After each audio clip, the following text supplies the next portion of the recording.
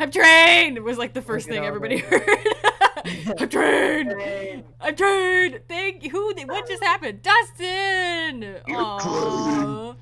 Thank you for giving all those gift subs. Kirby also thanks you with very loud noises. Problem. Loud noises! Yay, Kirby! Woo! Welcome to the tavern, everybody. Thank you all for subbing. That is so appreciative. Appreciated. Ow. Whatever. It's a word. It's been too long. I hope everybody's doing super well. Welcome back to the tavern. We are super excited to welcome you to our first ever backstory arc. Starting off with our favorite demon, Cerusly. We're very excited. So welcome in. Thank you for joining us. And welcome in to some new friends. Welcome, welcome, welcome. Very excited to have you here. Thank you for the follow. Thank you for the follow. We appreciate it. And just again, thank you everybody for resubbing today. Super appreciated. Just as a heads up, we are still, our next sort of payout, we're looking to do our group artwork for the Peekaboo campaign. So that's what you're contributing to right now. So thank you for doing that. And we've had a few purchases as well from the merch store. That's what I'm trying to say. But we've had a few purchases for the merch store as well, so those profits also go into purchasing our group artwork and any future artwork or future things we want to do with the stream. So I very much appreciate everybody contributing. It's awesome. It helps us make things better and do cool things. Well, we don't have a stream anniversary right now, so that's wrong. Stream element. Yay, stream anniversary! If Poxy's around, it would be real great if Poxy could fix that, because I don't actually know how to use stream elements properly. So we're just gonna have to lie for most of the time because it's not a thing. We already did it year in one. Sorry everybody, it's not an anniversary today. Wow, level 3 hype train. Nice. Did you just sub in tier 3? Huh? I'm checking stream element to see if I'm actually on that. Okay. I don't think I am. I don't even know how to get on. I'm not really sure. Can we log in with just Twitch? Maybe. I don't know. I'm the worst streamer ever. I don't use stream elements very much. Just before we totally get started, Yaren, were you able to get a picture of Skippy? No. I said it's in my sheet. I can't pull it from the sheet. Doesn't let me. Yeah. So I will need. Yeah. I can still send it to you. That'd real be quick. awesome. Thank you, thank you, thank you. Meanwhile, while I get that, I think welcome, Poxy's at work. welcome. I know Poxy like jumped into Discord for like a second, and so I was like, wonder if Poxy's at work or. Yeah, unfortunately, I'm not able to get into the account. Let me see if I can. But how is everybody? Welcome back. Been so long. Okay, looks like I can probably just log in with. Sweet, I did it. I'm so good at this. But now I need to figure out how to do it. Chat commands? No, timers. It would be down at the bot chat commands, I think. Or is it a timer? It's a timer. Canniversary. Okay. There we go. Done. There you go. It's done. Problem fixed. solved. Yay. Okay, I guess I'll keep that open just in case. We're doing well. So good at this We're doing now. so well. I love We are it. so pro. We're so good. Streamers. Okay, everybody. As I await the picture of our new friend Skippy, I'll give a quick introduction to Ken's Tavern if you're new here, and what we're up to today, because no one really knows, do they? But welcome to Ken's Tavern. We are a collective of D&D enthusiasts. Some of us still feel new, even though we've been doing this for over a year now, which is kind of ridiculous. But we're just really experienced noobs. we're really we're like the most experienced noobs. I'm the real noob here because I've only done 3 sessions, so I have no idea what's going on. There we go. Yeah. So I always give the quick heads up at the beginning that some of us are still new players or are still new to DMing, even though we've been here for a while now. So if things come up during the session at all, we usually will reach out. If you're in the chat and you know the answer, feel free to drop it in there. And we can have a discussion. And if it's taking too long to kind of figure out the answer, I will usually just move it along as DM and make a call right then, right there, and then fix it later and let everybody know what the real answer would be. Other than that, though, you're more than welcome to chime in the chat. We really appreciate everybody getting involved. And there's definitely like other things you can do. Oh wait, how are the points? Are there rewards and things happening that shouldn't be? Might have to fix that too. That's a good reminder of that, because we do have interactive things you can do in the chat, but I have to fix those because they don't make any sense. Thanks for the bits. I appreciate the bits. You're welcome. I am Magma Kitty Live, also known as Nicole, and I am your DM of the Peekaboo campaign, as well as our current mini arc that we are starting today of taking hell seriously. I thought that was really funny when I thought of it at 1 o'clock in the morning yesterday. It's not as funny at 10 o'clock in the morning, but it's okay. I don't get it. I don't get it. I bounced around between a few different things. There was like taking hell seriously. I was like a seriously hellish childhood. I can't remember. There was a couple other ones, and they all sounded great. That's the one I could remember this morning. And yeah, so I'll be leading you as DM today, also playing an NPC throughout that will most likely be involved, named Xylia, who we will introduce at some time today. While I get set up with a picture of Skippy, let's have you folks just briefly introduce your character. So just give us the name, maybe the reason they are in hell, if they would share that pretty readily, like if it would be readily available knowledge, or just an overall description of who your character is and what sort of class they are and all that good stuff. We'll start with our favorite demon, who we're here for today. It's Cirrus, played by that censored rat, also known as Marcus. Yay. Tell us a little bit about Cirrus. Cirrus is a demon. Yep, he was born in hell, so he kind of has to be there. Doesn't want to, but he kind of has to. Perfect. That's Cirrus. Makes sense. Makes sense. So you can understand why we wanted to do this lengthy backstory of such a complicated character with just so much, nuance.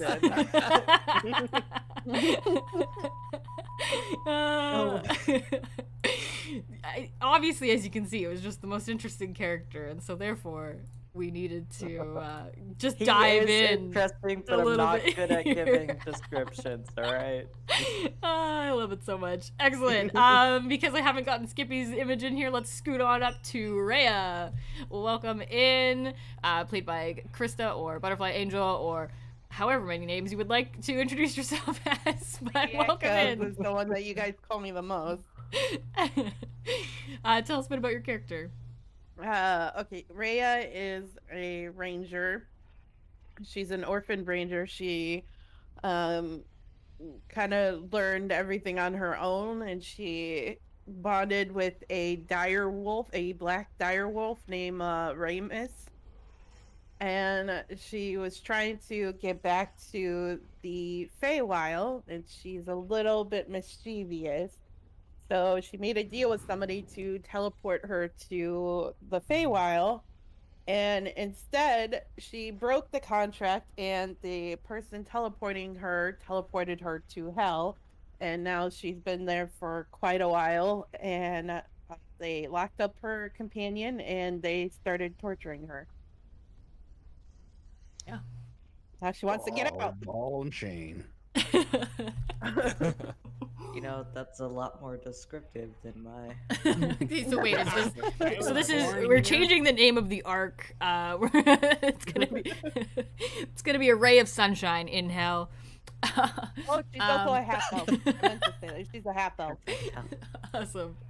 Thanks so much. Okay, we're gonna move back on down to Skippy, played by Saint Geronimo, also known as Yaren.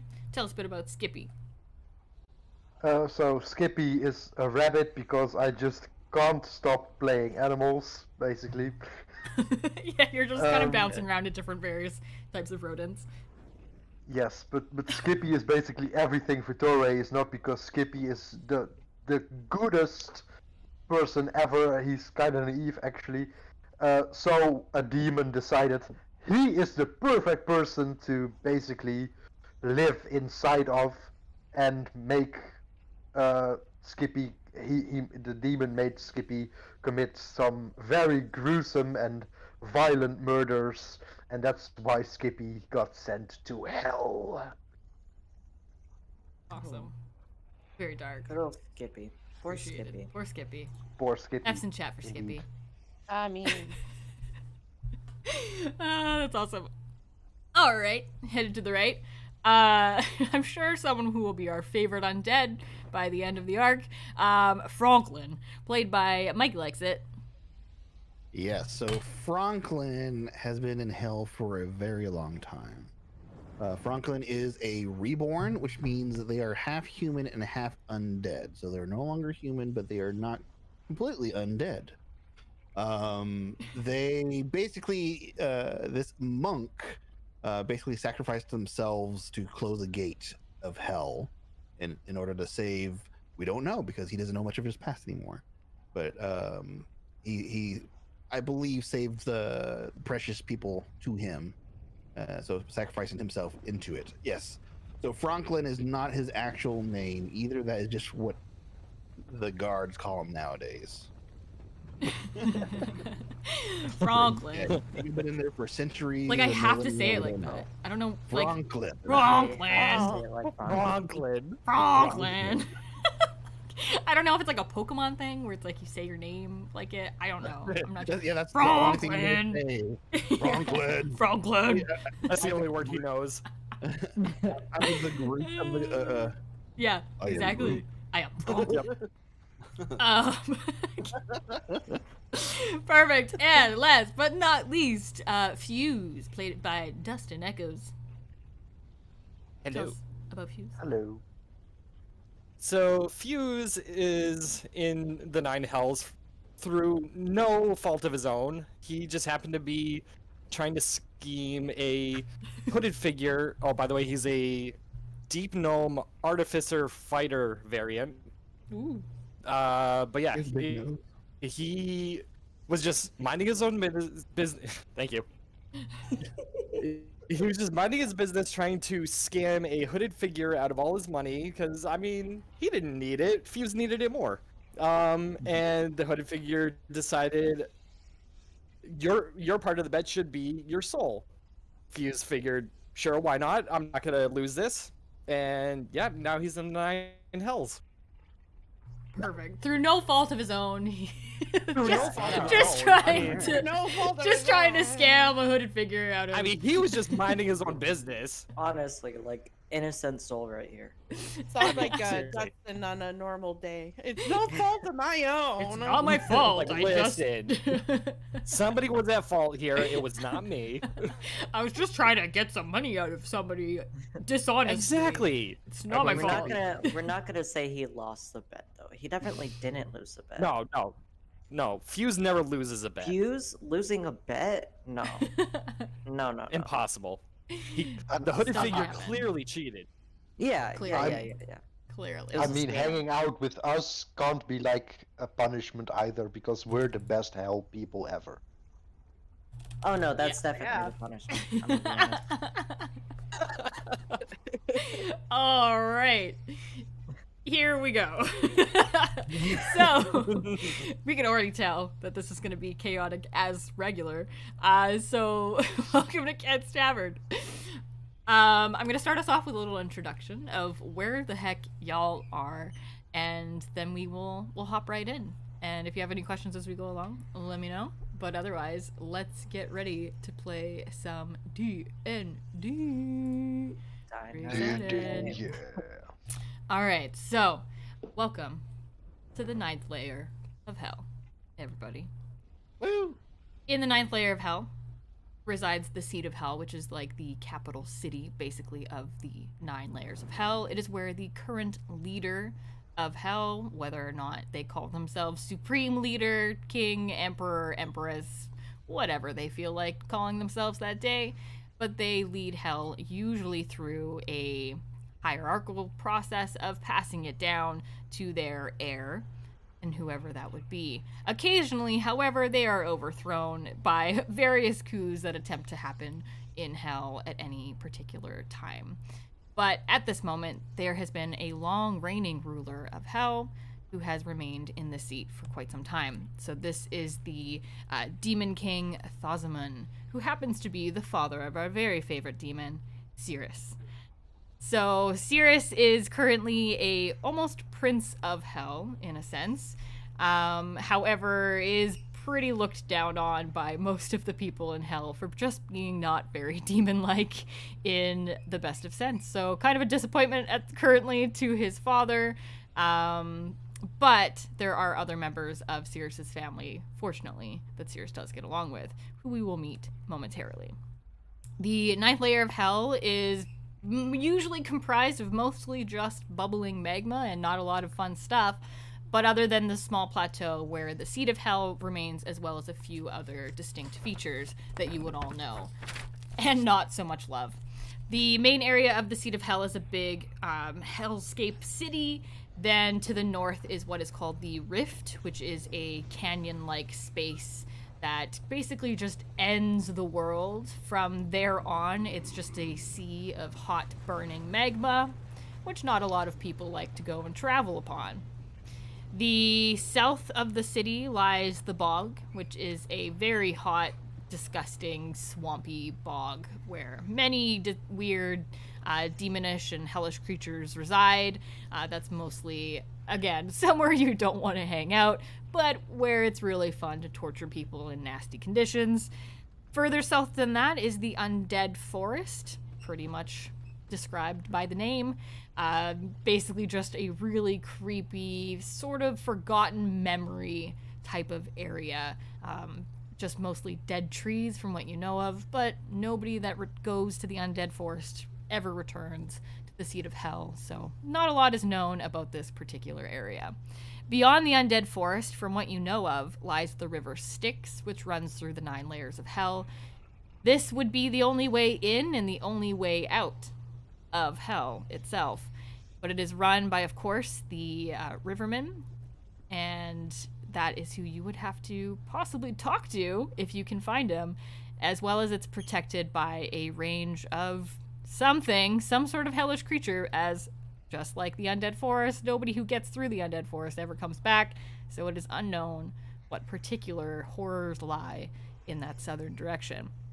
The only other sort of place of note that is within this 9th layer of hell is below the seat of hell lies the pits, which is where all the fabulous torture happens to the worst people in hell, as well as the poor people who have fallen into various traps or deals with demons that have ended them up in the pits to be tortured for eternity. This is where you are all finding yourself, of course, living your most horriblest lives, or afterlives, and where, of course, Cerus is having his not so great childhood of growing up being the disappointment of the Hell Kingdom. All right. So we begin in actually the area closest to the Rift. So outside of the seat of hell in the big city is this rift. Basically it ends and there's that sea of magma, but there is some sort of like pieces of the rift where you can walk down by the wall. You look out on this glowing magma and the heat of it is unbearable probably to anybody other than the undead or demons that reside in this area. But there's also a small crack in the rift on the side, which you can walk into. Not a lot of people know of this place.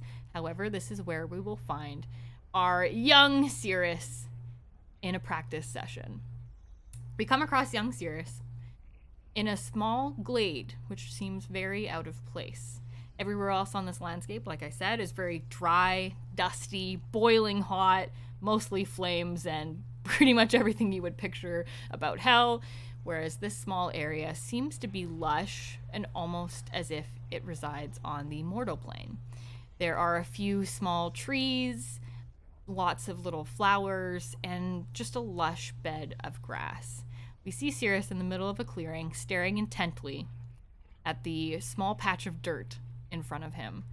Beside him is a tall demoness. She looks old, which is unusual for an immortal demon, but she has lines on her face and really wise eyes.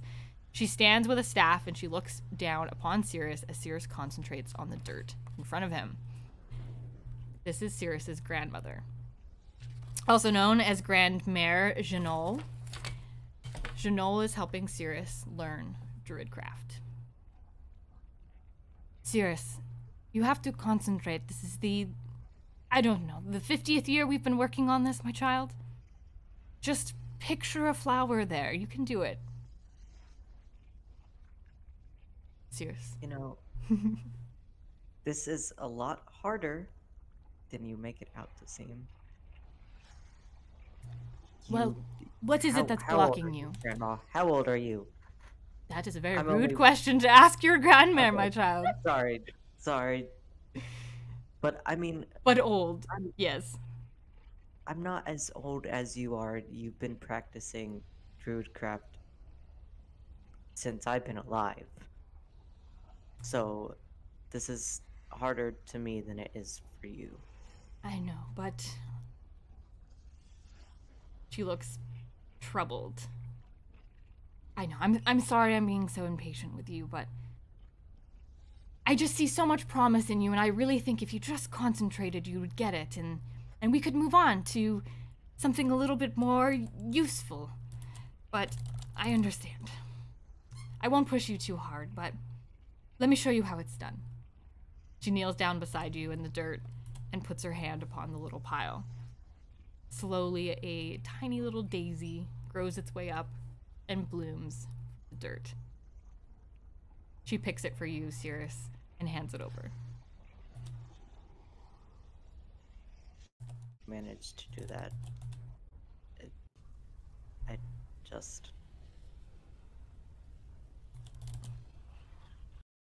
I don't know if I can hear you. Every time I do like the groovy bot, I think you're like cutting out, which is totally my fault. What did you say on that No, part? I didn't really form a sentence, to Okay, be honest. okay. I was That like, was I my feel like bad. I'm either not hearing or I I have no didn't idea know what's I didn't know what to say. happening. You know, I mean, maybe everybody's right. Maybe I'm just a failure at everything. So maybe Druidcraft doesn't maybe it's not for me. She puts a hand on your shoulder. Tears. Just because this place, it does a lot to you, don't let it break you. You will do great things. It's just gonna take more time than I... She stops again. That's enough for today. Shall we walk home? Oh, yeah, sure. She stands up, looks around the little clearing, gives a really deep breath, and then starts walking back outside the crack in the wall. Grandma, how'd you find that place? She chuckles. I didn't find it. I created it. Sort of a secret between you and I and, well, a few choice friends, but it wasn't there to start, that's for sure. Will I It's- ever get to meet these friends? She kind of looks mischievously at you. Hopefully one day. That's why I want you to train really, really hard, and I hope so. She looks back sort of at the clearing as you both leave back up onto the burning plateau. You see sort of the expanse in front of you. There's a few like straggly burnt trees here and there. It just looks so different from where you just came from. Here and there, there's smatterings of humanoid figures and various hellish monsters. None of them bother you. You are, of course, the demon prince of hell, and this is the king's mother, so they leave you be as you walk through the burning plain.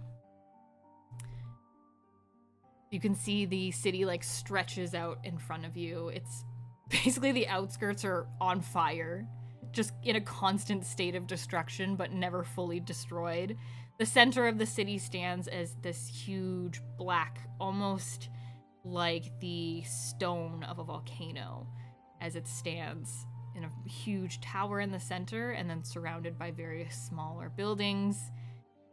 It's imposing and pretty scary for anybody who hasn't seen it before. But for you, this is the only place you've been able to call home in your life, even if it doesn't quite feel like it. As you're walking across the plain, your grandmother points out various things on your way and names a few of the hellish creatures as you go by in an attempt to sort of teach you more about the flora and fauna of hell, which there isn't much. She points out a couple like hellhounds that run off into the distance to your right. Don't ever try to pet a hellhound, Cirrus. They will bite your hand off. Fun tip. Okay, thank you, Grandma. The old uncle, no hand. Yes, if you remember your uncle, I mean, we don't see him anymore, but yeah, he definitely pet a hellhound. It was not great. She continues to sort of point out different features on the landscape. As you walk down the path, Cirrus, roll me a perception check. Ooh. The first roll. First roll.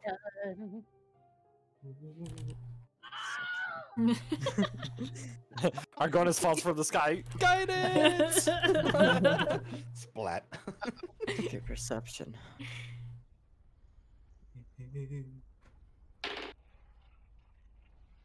Guys, Oh no. Yes.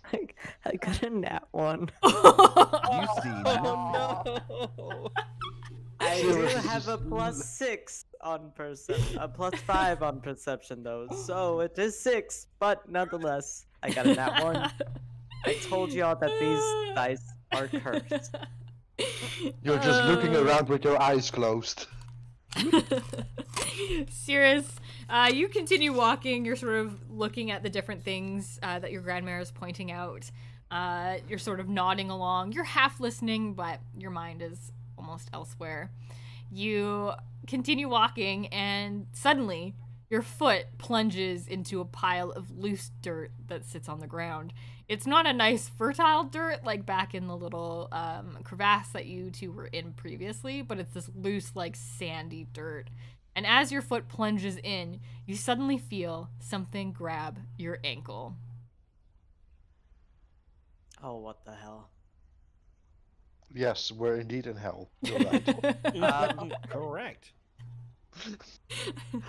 Can I try pulling my foot away? You can try, yeah. Roll me a strength check.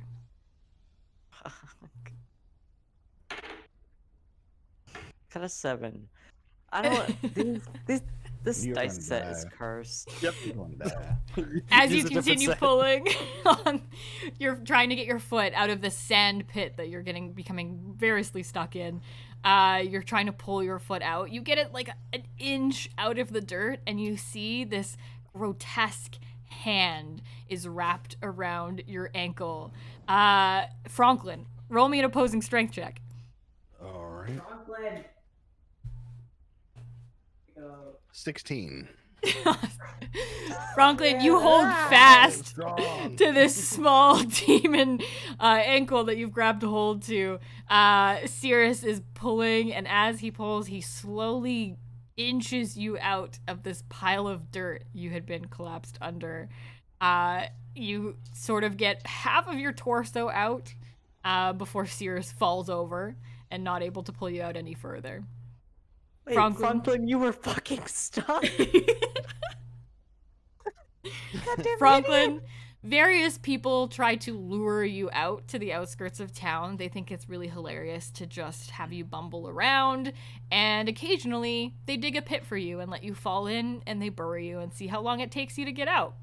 At this point, you've been probably in that pit for probably a week, waiting for someone to walk by, and Cirrus just so happens to step into your dirt grave that you were buried in this week.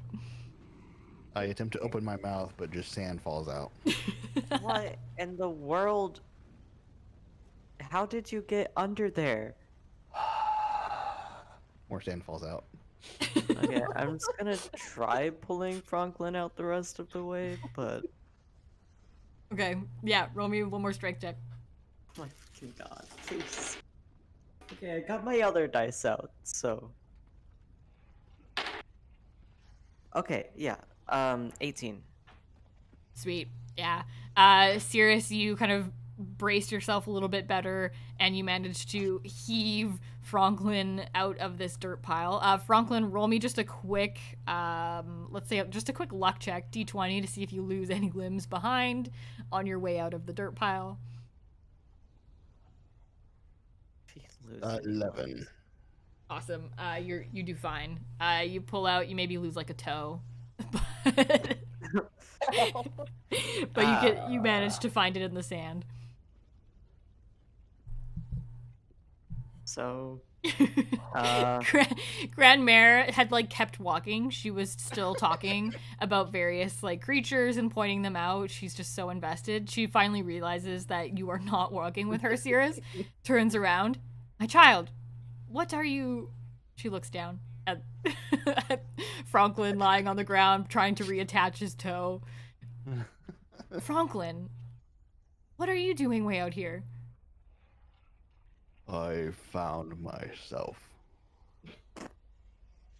She looks concerned, but then she chuckles. You know what, Franklin? I understand. I also find myself out on the plains. She walks up to you, helps you reattach your toe. She like pulls out some string and a needle and threads your toe back on. Better. Perhaps we should just thread your entire body, Franklin, so it all stays together. That might help. He was stuck in the sand. In the dirt. Which one did it to you this time, Franklin? Was it Oh, Bob? Bob. Maybe. Ever since he got down here, it's nothing but issues. But I always try to sleep, and I can't. yes, Franklin, it is hard to sleep in hell. That is true. That is true. Well, Franklin, we're headed back to the seat. Do you want to join us? We're having a very lively discussion about the beasts that live on this particular level. You're welcome to join us and study along with Cirrus. He just nods. She takes that as like very enthusiastic. Sort of helps you both to your feet and you continue walking towards the city. It's one of those places that's so large that it seems like you're close to it, but it takes a good amount of time as you approach the city walls. The first thing that you notice, of course, as you get closer is the flames that leap up the side. And there's only a few areas where you can walk into the city safely. There's a few sort of really rotting looking drawbridges. They're half burnt, half rotted, that you can walk across to enter into the stone keep. Your grandmother leads the way, and you make your way into the city. Excellent. As you make your way into the city, we're going to jump over to one of our other characters who is currently attempting to escape the pits of hell. Rhea. Rhea, Yeah. you and your direwolf have made it through quite a few obstacles in your attempt to escape from the pits. You have been there for quite some time now, but this is probably your 100th attempt to escape from the pit. You've made your way through a few guards and a few pit fiends, and all that's left is a final bridge before you get back into the complete 9th layer of hell rather than these torturous pits of hell. In front of you, there are 2 pit fiends. They do not see you at this moment. They are both deep in conversation about somebody they're torturing at this time. And just beyond them is the rickety elevator that leads up into the 9th layer. I guess pass without a trace. Perfect. And I stealth my way behind. Am I behind them or am I in front of them? Basically, there's this small stone bridge. They're at the end of the stone bridge. To the left of them is the rickety elevator that goes upward into the 9th layer. So they're like in front of you, but they're turned away from you, like deep in conversation. Okay. I attempt to stealth my way behind them to get to the elevator. Perfect. All right, roll me stealth check. Where is... Oh, and I do have an advantage on this.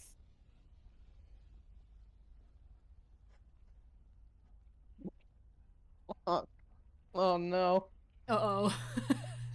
Oh. That didn't sound good. 7. Oh no! And so I that's rolled a what. 3. Oh Well, no! With your plus 10? Yeah, do you get a plus 10 for pass without trace? Yeah, my plus 10, I forgot. So that's 17.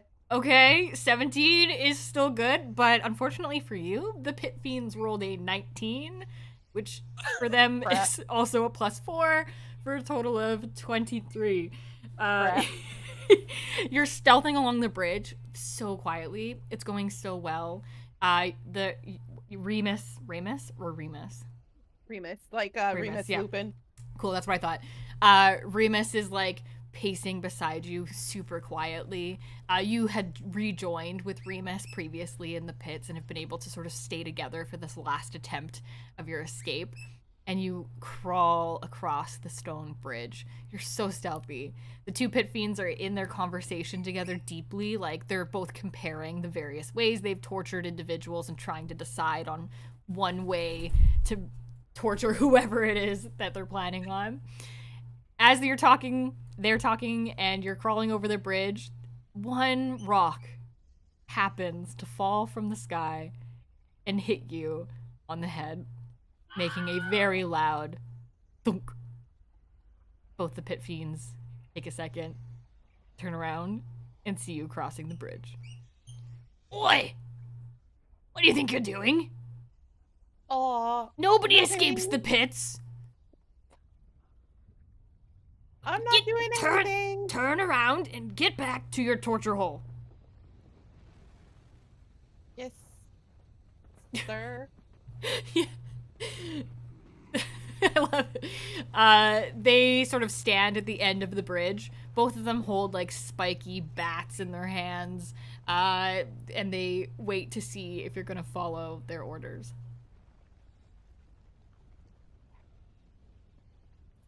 What do you do? Trying to figure this out because I have because pit fiends are her beast of choice that she knows everything about them.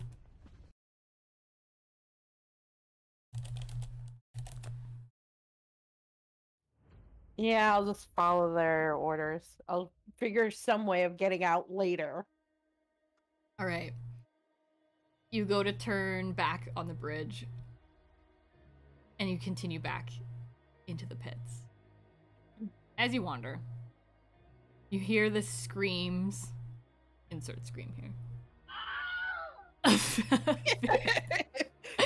Of various tortured souls who reside in the pit around you. Roll me a quick wisdom check.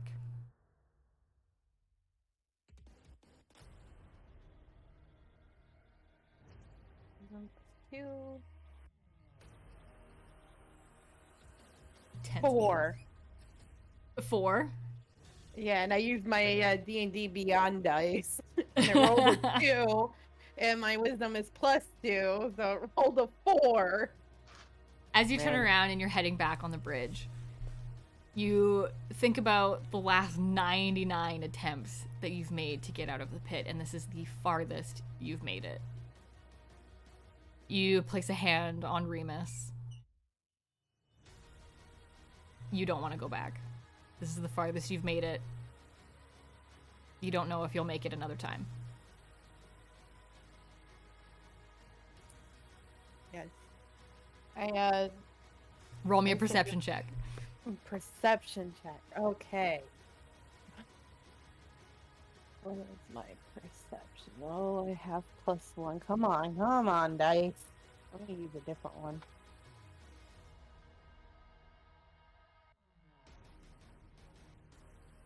And,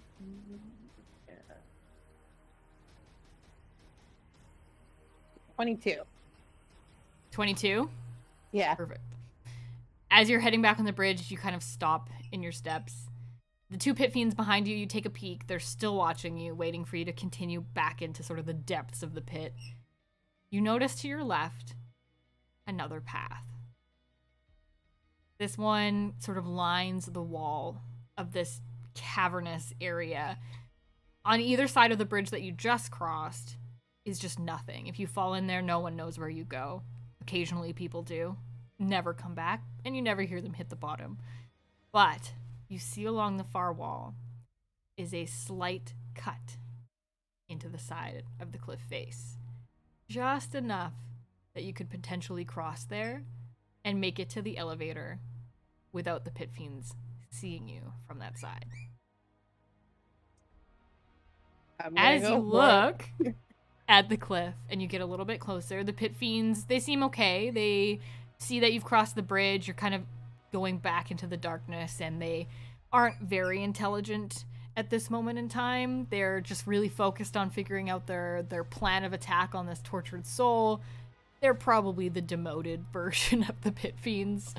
They sort of turn back. They go back into their conversation. They feel pretty pleased with themselves that they intimidated you back to the pits.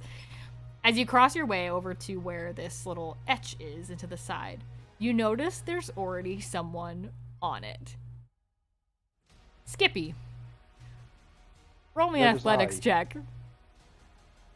An athletics check. An athletics I can do check. that.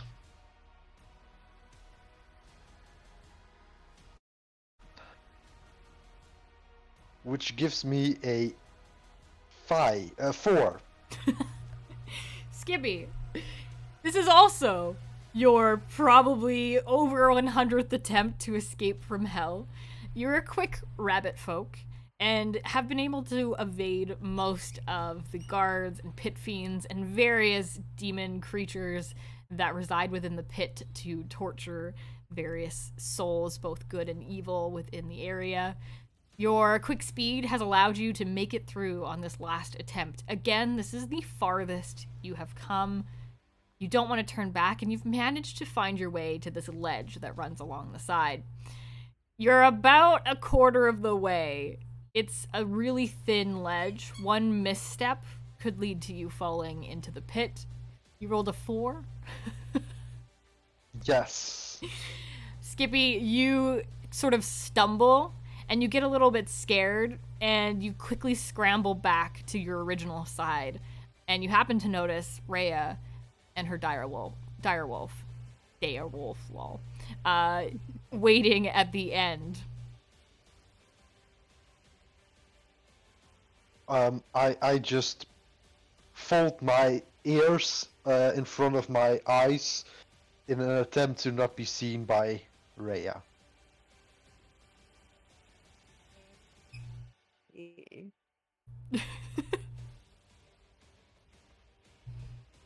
Okay, Rhea, you see this rabbit well, folk. I can't do anything, but Ramus, being a direwolf, he has incredible sense of smell, so he is gonna smell out Skippy.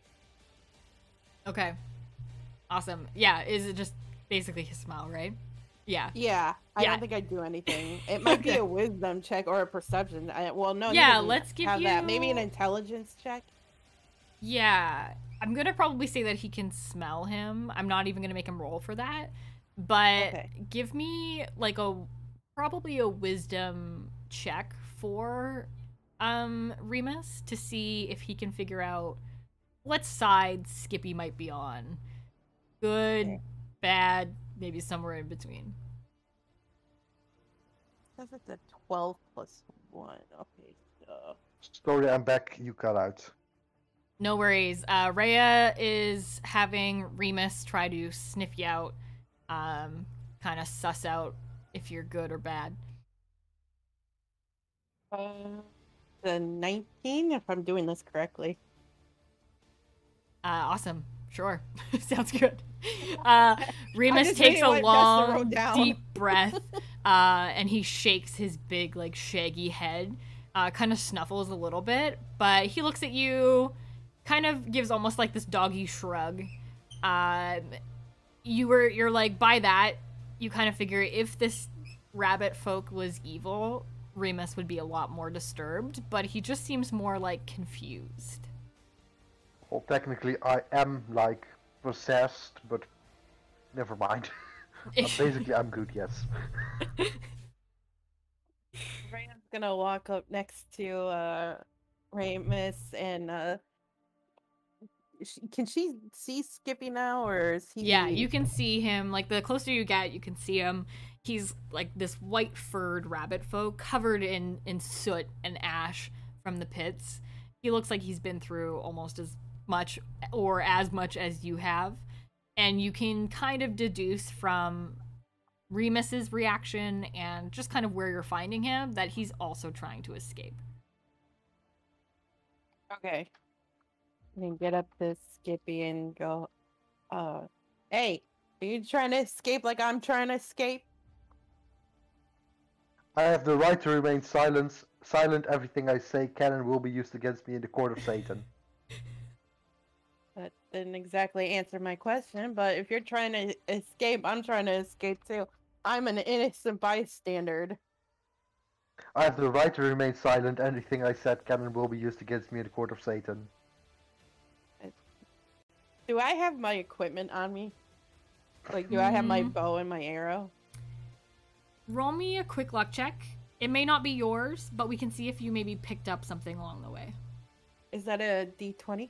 Yeah, just like a quick D20. A natural 20. Nice. I rolled a 20. Yeah, okay, so not only did you pick up a bow, but you actually managed to find your way to, like, the collections site where they keep all of the fun weapons that people have, and you managed to find your own weapons. Yeah. With a nat 20, I'll allow it. I'm going to take out a bow and an arrow, and I'm going to point it at Skippy. I'm not going to shoot him. I'm just going to point it at him and be like, can you say anything else besides that? Or I will shoot you.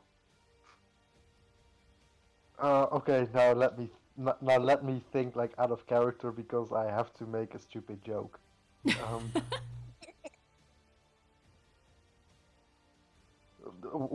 Exactly what did you say again? Can you say anything else besides that? Yeah, because you keep Anything saying... else besides that? Yeah. That's what I say. Anything else besides that? Freya just kind of puts her bow and arrow down and just shakes her head. And kind of slaps him across the face. Don't. That's not Innocent. nice. Innocent bystander, huh? As you both engage in some tomfoolery, both of you roll me a perception check. Oh, brother. Also, my cat is now chilling next to me, so if you hear him scream, it's Oh, Pippa, wow. perception. 23. A 5. 23 and a 5? Wow, what a range. Yes, because basically my ears are still in front of my Yeah, I was gonna say your eyes. ears are still folded down, yeah. So you can't hear anything. Okay. Yep. As you're standing there, you're trying to sort of coax any more information out of this rabbit. You hear a commotion from behind you. The area that you're in sort of slopes down on both sides back into the pit and into various rooms and huge caverns of just torture chambers, basically. But down behind you, into this deep tunnel, you hear a commotion. You hear this rattling, metallic noise. You start seeing a glowing light come up the sort of tunnel toward you. It looks to be something is flying through the tunnel, possibly, and is headed directly toward you. I forgot to ask this earlier, but is my Pass Without a Trace still up, or did It should get be. I think it's knocked like what? out? How long does Pass Without Trace work? Sorry. It's a Like about an hour? constitution. Yeah, but it's a constitution, so I have to roll a constitution check for it. That's only if you get hit, I think. Well, she said a rock hit me on the head. Oh yeah. It didn't do any damage, so you're okay. Okay, so it is Yeah. still up. Yeah, so you would still have it up. Yeah. Okay, so if I'm seeing this, I'm just gonna get a bow and an arrow ready to shoot. Awesome. All right. Up the tunnel comes this loud, rattling, clanging noise as this floating contraption zooms past you out of the tunnel. You hear yelling of various pit fiends and hell creatures from the tunnel. Stop him! Stop him! He's escaping the pit! And as you look, there is this floating contraption. It's built out of various scrap pieces of metal, seems to be floating with some sort of arcane glow. And riding in it is a small gnome with really bad looking goggles that he's obviously found somewhere in the pits of hell. Welcome to the game, Fuse. Out of my way! Can't you see I'm flying here? Make way coming through! Roll me a, I'm gonna call it an athletics check for handling your floating machinery there, Fuse. Alright.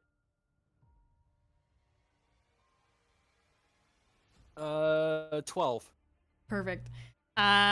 You're flying okay. It's not great, but you're flying okay. You sort of zoom into this cavern that leads to the exit of the pits. The two pit fiends look up at you two. Oi! Is the third one today? God, everybody's getting really excited about leaving the pits right now. You get down here. You're sort of zooming over their heads. You do notice there is a rabbit folk over to the right. You roll me a perception check to see if you can see Rhea, and Rhea, roll me a quick stealth check to see if you're still hidden.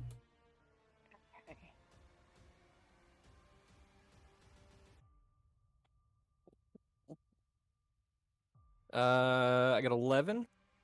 Okay? 8. Is that with your plus 10? So, or your, yeah. That would be 18. Oh, yeah, 18. I always forget that. Perfect. Okay, This is my so first time being a ranger. Rhea, this flying contraption has gone past with the gnome. You can tell that obviously the pit fiends are not on his side, so he's possibly also trying to escape on his flying contraption. You can choose whether or not you show yourself to him or not. He can't see you at this moment. You're like stealthily blending into the rock behind you.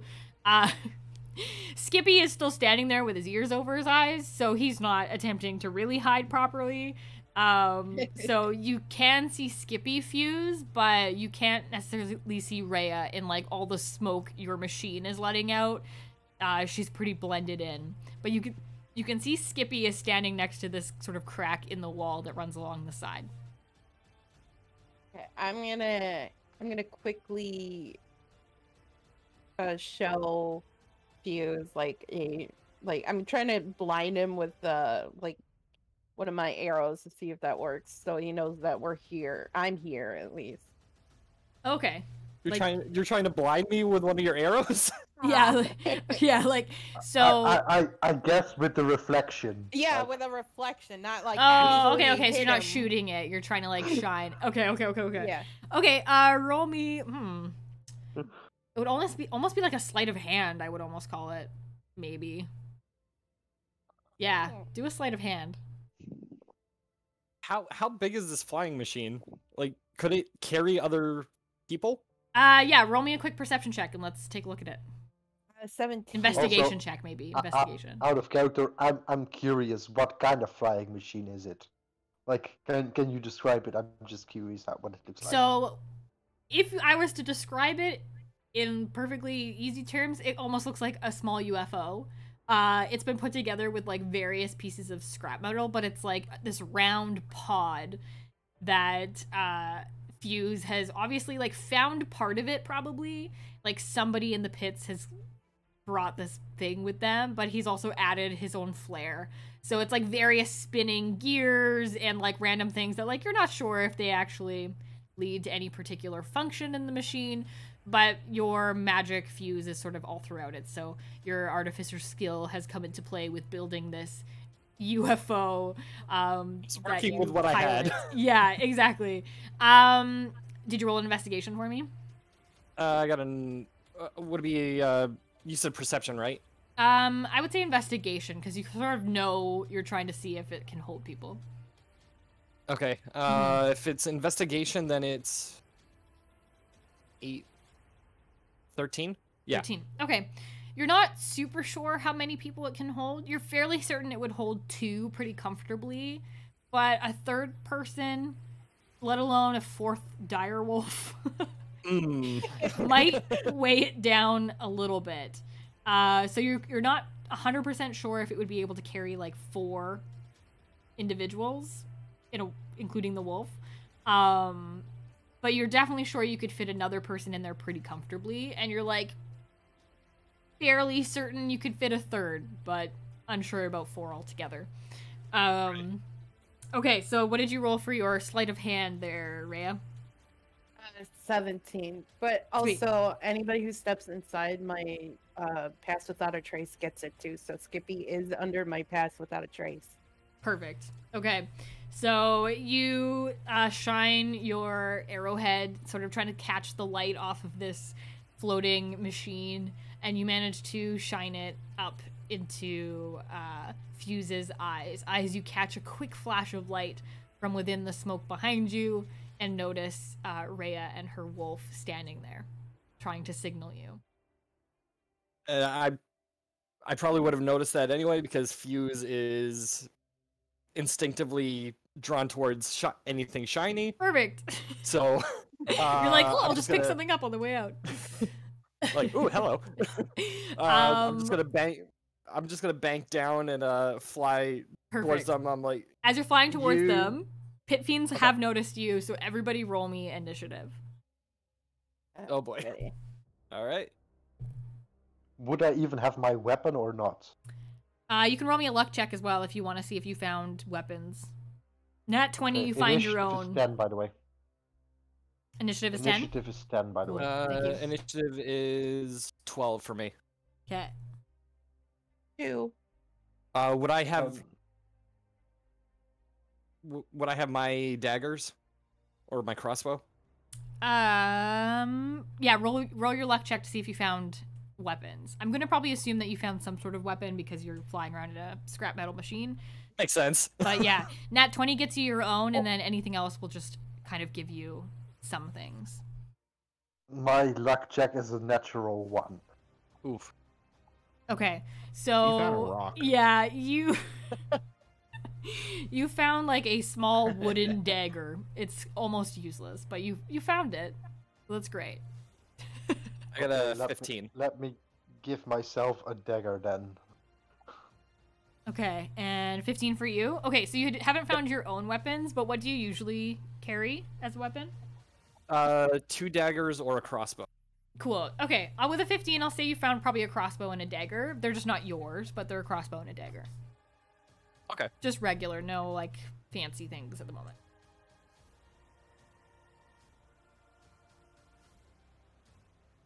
Awesome.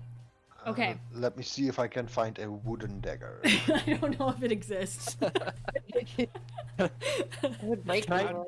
Can I I'll just break off say like a piece of my flying machine and like toss it to him to use as a dagger? Yeah, you can on your turn for sure. Okay. Okay, starting us off is the pit fiends. Before we get going on I initiative. can't find a wooden dagger. Can I have a regular dagger or just a piece of wood? You can pay me $10 later, but yes, you can have a regular dagger.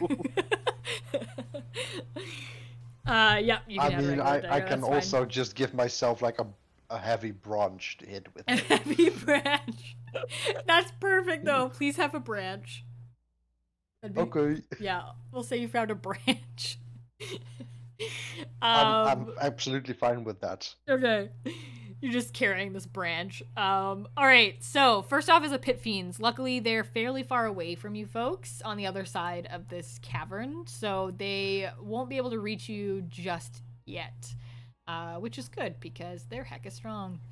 So how far are they? Yeah, 60 feet. So this cavern's probably like 300 feet across. So they take their first turn dash action to try to get closer to you, so 60 feet. So they're still about 240 feet away currently from where you are on the other side of the cavern. Your flying machine Fuse is pretty fast. People are having a hard time catching up to you. You can hear people are still trying to come up the tunnel, like various folks that are trying to stop you from escaping. They're like quite far away still at this point. They were pretty far behind you. So I'll probably give you maybe slightly faster than the Pit Fiend at 60 feet, because this is like not a natural machine. I'll say it's 75 feet of flying. 75, okay. Yeah. Okay. Sweet. So Pit Fiends are trying to make their way closer to you. I guess with dash action, they actually be 120 feet, so they're 180 feet away from you. That is their turn, and they're just kind of shouting at you as they fly towards you. That is Fuse's turn. All right, I'm going to fly. Actually, on my action, are there any like decorative parts of the flying machine that I could break off to hand to Skippy as a dagger? Oh, 100%. There's so many random things that you like put on here just as flair. All right, You don't have to though, because I just gave myself a club to hit with. He has a branch. What's the? Oh, just in case. Or do I'm not gonna say no. Do you want the dagger or? I'm not gonna say no. Okay.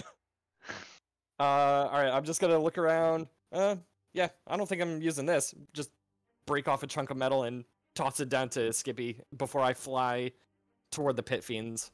And I'm gonna go like not directly at them, but I'm gonna go like up at an angle so I end up above them. Okay. Roll me a quick wisdom check, Fuse.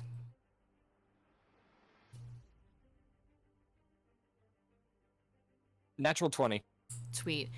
You know right away that you don't want to fight these guys. Like, they're super strong. Okay. In that case, I am going to... Like, they're just not people that you're going to want to mess with. Like, on second thought, two Pit Fiends, probably not a good idea. I'm just going to dip down then and park next to Skippy and... What's her name? Rhea. Rhea. Mm-hmm. And, yeah, I forgot. I'm sorry. And, just tell them to hop in. How fast... What's the speed on your wolf? Like, would he be able to, like, follow us? You didn't write down his speed. Let's see Shoot, what I a wolf didn't. I would be. think they're it's 30. pretty fast though. Probably I fairly wanna fast. say it's Let's 30. see. Speed is 50 feet, so Oh, could 50 go feet, 100 okay. feet if Yeah. dashing. Yeah, so he could definitely, even flying at regular speed, he could keep up with us. Yeah. So yeah, I'm just gonna park next to him and say, we need to get out of here. I'm guessing you two were heading towards the door, right? Well, the elevator that leads the to elevator, the yeah. door. Right. I have Right, the the right to elevator- remain silent. Rhea takes time to correct Fuse. Right. It's an the elevator. Door that was attached to the elevator. But yes, we were heading that way. Don't Awesome. know if I can do anything else on my turn. Yeah, I would say, I mean, you probably didn't use a lot of movement, but you can't, like, they Mhm. can't jump on in your move. So, Right. yeah, you could hold a action if you wanted because you haven't really done a ton. Yeah, I'll hold an action. Kind of like mine as well. Like, Might as well. Yeah. awesome. Okay, Skippy, that's your turn. Currently in I front of you start- is a large flying machine with a small gnome asking you to get on so you can escape. I start sweating, shaking, and crying, and I don't know what to do. Or like I know what to do, but Skippy doesn't. I just start panicking. All right. So you do nothing? I cry and shake. All right. Skippy cries and shakes. Rhea, that's your turn. I'm gonna climb into the machine with Fuse. Awesome. You could probably grab Skippy if you wanted to. Yeah, I'll grab Skippy on my way. Okay, because like it's movement, and then I'll say your action is you could grab Skippy. Yeah, my action. I'll grab Skippy by the scruff of his neck and pull him onto the machine. Okay. Like otherwise, Skippy's just getting left behind. Awesome. And then I will say your Remus probably goes on your turn as well, so he would go after you. Yeah, he's my bonus action, so he's just gonna Mm-hmm. follow us. Perfect. Okay. So he'll follow you as you go. That's back around to the Pit Fiends. They are going to take another dash action to get closer to you. They're now 240 feet, so 60 feet away from you folks, but they haven't made it to you just yet. Fuse, that's your turn. Everybody's on board except for Mr. Wolf. All right. For my action, I have a thing called magical tinkering. Ooh. I can imbue a non-magical object with a property. Could I create like a visual effect of somebody else climbing out of the pit to try to distract the pit fiends? I will allow it. Yes. What right. do you have to do to create it? Is it just a cast? Done? It's just a cat. It's an action. There's no like DC or anything. Perfect. Okay. And I'll roll for them for probably intelligence. They actually have quite a bit of intelligence, but they rolled really badly. Sweet. Can you what's your spell modifier? Or like your spell your DC? Spell DC, I guess it would be. Spell DC is 13. Sweet. They rolled basically a 12 with their +6, so Ooh. they will fall for it. So they're flying. You kind of magic another person sort of crawling out of the pit. Where do you want to put that person? Do you want to put it like behind you? Do you want to put it on the other side of the elevator? Like, what's your plan? But behind us, over by the edge of the edge of the bridge, just like climbing over the edge, like they're trying to escape as well. Okay. They look at that. I think what they'll do is they mutter to each other. They're gonna kind of split off on their next turn here. Do you want to take any movement as well? Yes, I'm gonna turn the flying machine towards the elevator and just say, "Hang on, I haven't tested this thing out yet." And just full dash towards the elevator. Amazing. Okay, you full dash towards the elevator, so that is 150 feet. Just roll me a really quick acrobatic check kind of deal. It's like for the machine. So I'll allow you to use your stats for it. I think you have a +3 to acrobatics, right? Yes. Yeah. That is 18. Amazing. They rolled 17. So close. Okay, so you maneuver your way, like you're shooting towards the elevator at top speed, and you kind of dive underneath this one pit fiend, and it attempts to reach out, but totally like misses you, and you zoom on past. It almost gets you, but not quite. Rhea, since Remus is following you folks, can you roll maybe Remus like a quick stealth check almost? It's mostly because they're probably distracted more by you than by the wolf.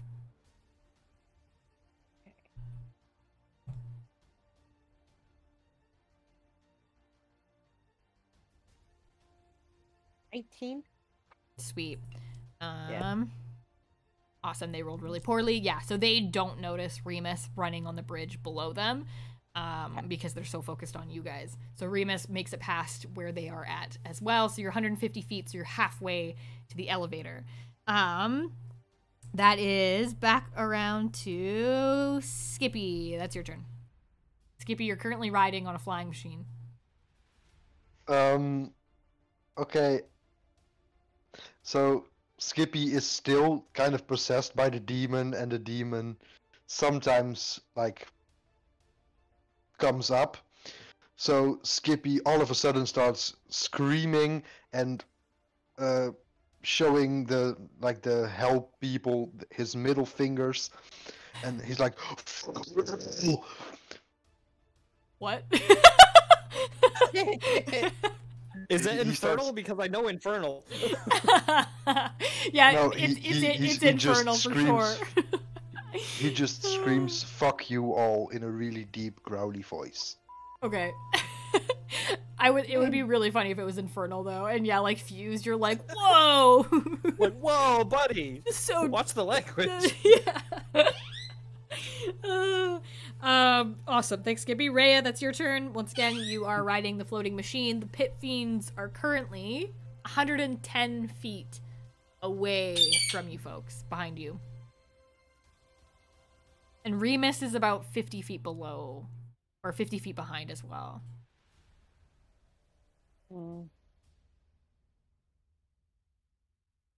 I don't have anything I can do. Okay. That's Yeah, I'm acceptable. just- You're flying on the machine. Yeah, I'm just gonna hold my action. I don't know if I can have Remus try to Can dash. you can use your bonus action to have Remus dash.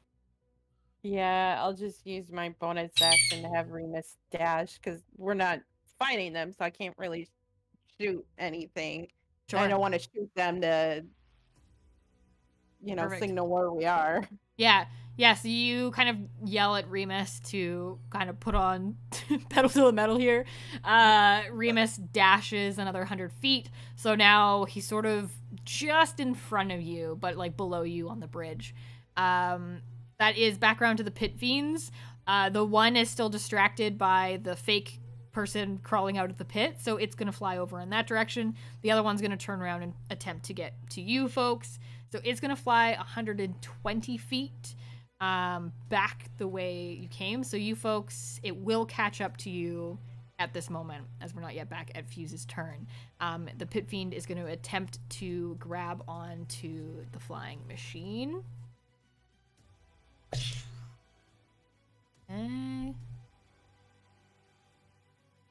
Ouch.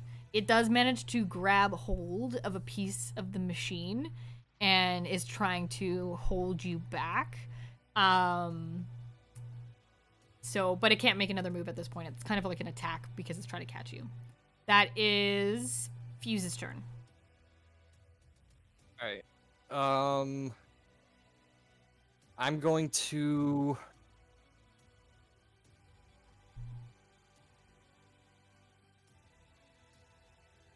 Thinking. Mhm. Because I want him to let go. I'm going to cast an acid splash, and essentially he's just gonna he has a bag by his side. He's just gonna pull out a bottle of this like toxic chemical. Don't ask him where he found it, and throw it at the pit fiend's face and try to make him let go. Okay. Roll an attack? It's a dex save of 13. Sweet. Okay. Oh, he passes. Oh shoot. Okay. You throw the acid in his well, face. it's- He's like, I love it. would he Doesn't still work. get like half damage or? Is that does the word say half damage kind of deal? Let me look. Because Mm. it just says 2d6 Hmm. acid damage. Yeah, so it's 1d6 on a save. Sweet. Roll it. Oh jeez. So he only takes 1 acid damage. Just one. It just gives him a little face peel. So it doesn't quite have him let go. You can still take a movement. So your flying machine's flying speed of 75 feet. He is slowing you down. So I'll say, I'm just going to roll a quick. Okay, it's going to slow you down to about 50 feet of movement. You rolled quite high. Okay. So you can make another 50 feet with your machine towards the elevator. You're now 100 feet away from the elevator up. Skippy, that's your turn. So Skippy is still in demon mode, like halfway in demon mode. So he would like to hit the what's the enemy's name again? I can't It's a remember. pit fiend. Pit fiend. The pit theme thing. Mhm. Yes, on the hand, and be like, "Let go!" And then Skippy's coming back. Sorry, and then like repeat that a couple of times. So hit, let go. Sorry. No. Am I making sense? No, I'm not, but Yes. I'm trying. No, Yeah. you're making sense. Yeah, everybody is just really confused about Skippy right now. Do you want to roll like an attack for your hit on this pit fiend's hand? Yes. Okay, yeah, I'm sort of gonna treat him holding on like his hand is almost like a separate entity, so he has a hit point on his hand. So if you damage the hand enough, he will let go. So my hit DC thing is 15. Okay. Does that hit?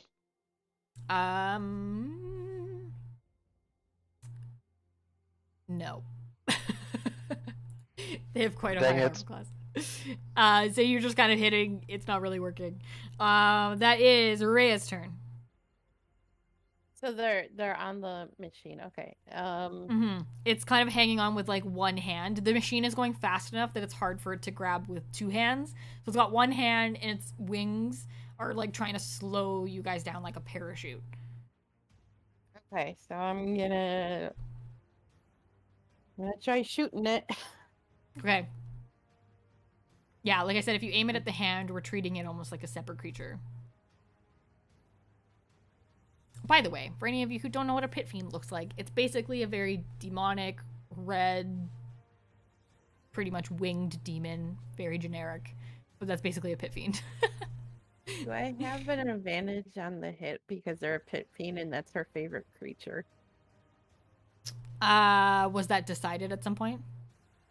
Yeah, that's what I put on her character sheet. Cool. Yeah, I will allow you an advantage roll because maybe you know, like, the most sensitive part of a pit fiend's hand. How do I roll that? Because I It's the rolled a index 2. finger. It's the pinky. How do I roll that? Because I rolled a 2 for attack and my hit DC is +8, so it's only 10. So you would roll again. Was that at advantage? That was not with any advantage. So like, yeah, Oh, basically you roll twice, and then your highest roll would be the one we take. Yeah, so Okay. roll Yeah. one more time. 18. Sweet. And that's 18 plus 8? Yeah, that's 10 +8. 10 plus 8. Okay. Because I'm using my longbow. Okay, that just hits this creature's hand. It wouldn't hit the creature's body, but because I'm treating the hand as slightly different, it wouldn't be armored. You hit the hand. Roll your damage. 8 +3, where's my D? That was not a roll. I picked it up and I dropped it. That's not it. Okay, here it is.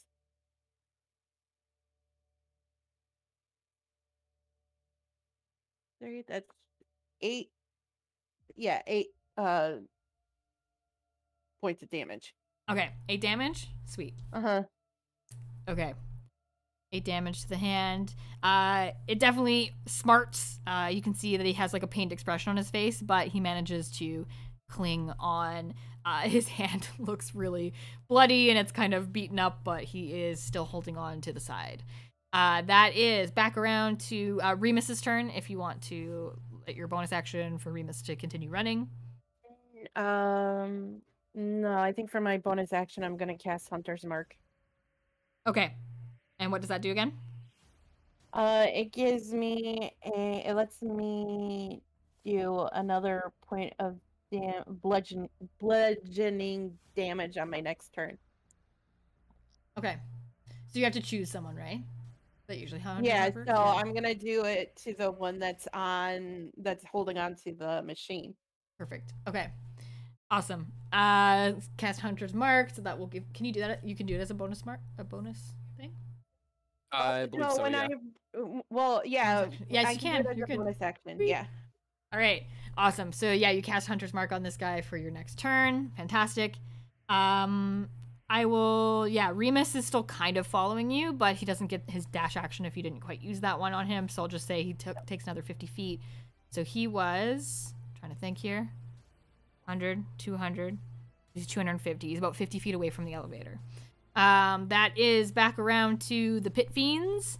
The one that went off to find the fake guy has probably made it there. I'm just going to roll a quick check for him. Rolled pretty high. He has noticed that this is not a real individual and is going to start making his way back.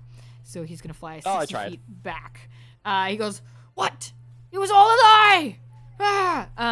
As he flies back 60 feet towards you, but he's still pretty far away.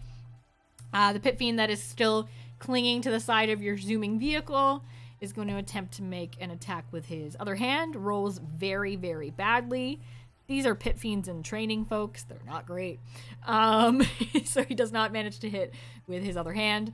That is onto Fuse's turn. Fuse, you are, let's see, 150. Then we did another 50 feet. So you are 100 feet from the elevator in your crazy flying machine.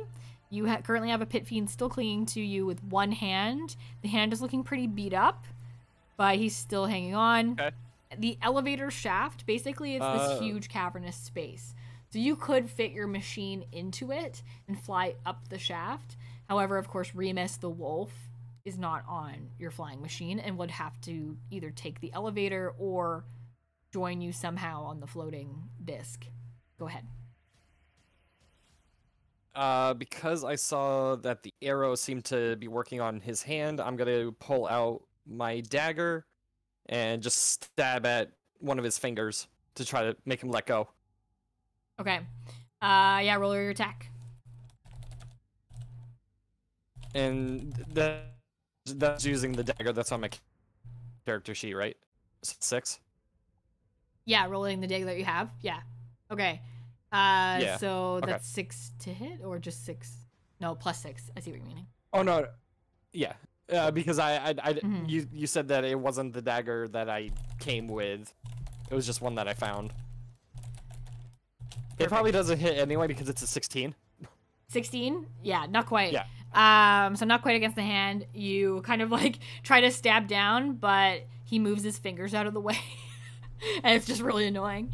That is, we'll take your extra 50 feet of movement still with your flying machine because he's still hanging on. And that was, let's see, 150, 50. So you're 50 feet away from the elevator shaft. So you're pretty much in line with where Remus the wolf is below you. So you're both now 50 feet away. Skippy, that's your turn. I'm gonna try to use my club or my stick again to hit him on the hand. All right, go for it. Roll your attack. That doesn't hit, an 8. No, that's not gonna hit. You like go to swing the bat, but your demon side like goes away for a second, and you're back to being Skippy, and like you totally flail madly. Too confused. That is back around to Rhea's turn. Okay, I'm gonna shoot him again.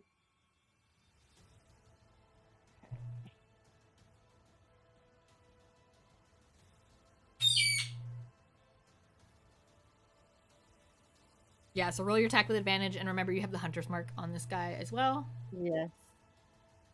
I add that to my damage.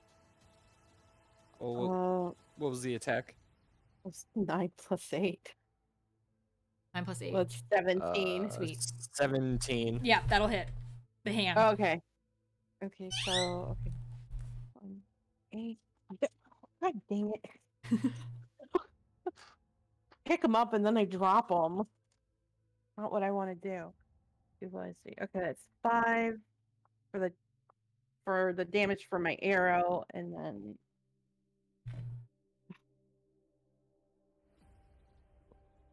so that's 6 damage altogether.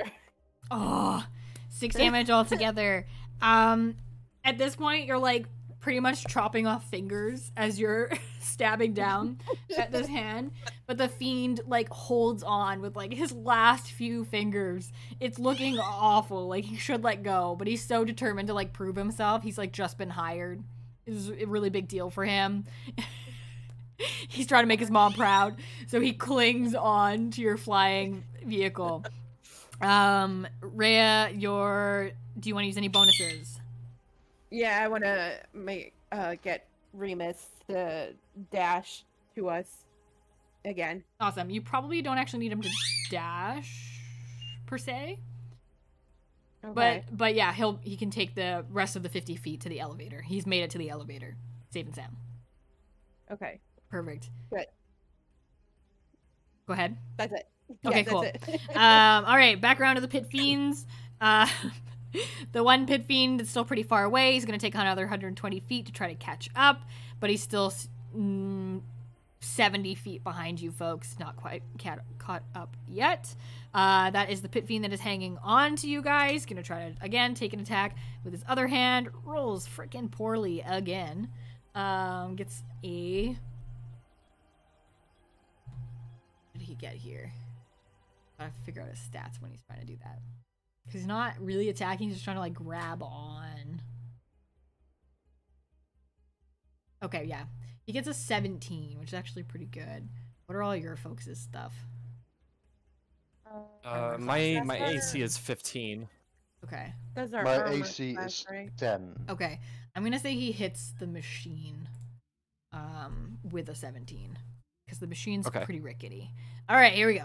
Is that gonna be is the machine gonna have the same AC as me or less? Yeah, I think we'll I make would the think it AC would be yours. It's kind of a scrap metal machine. It's not Right. very well put together. You put it together in the pits of hell. Like, Yeah. it's not exactly like the best put together machine. It was what you had at the time. So what's your HP? 30. Cool. All right. Oh. You're so lucky.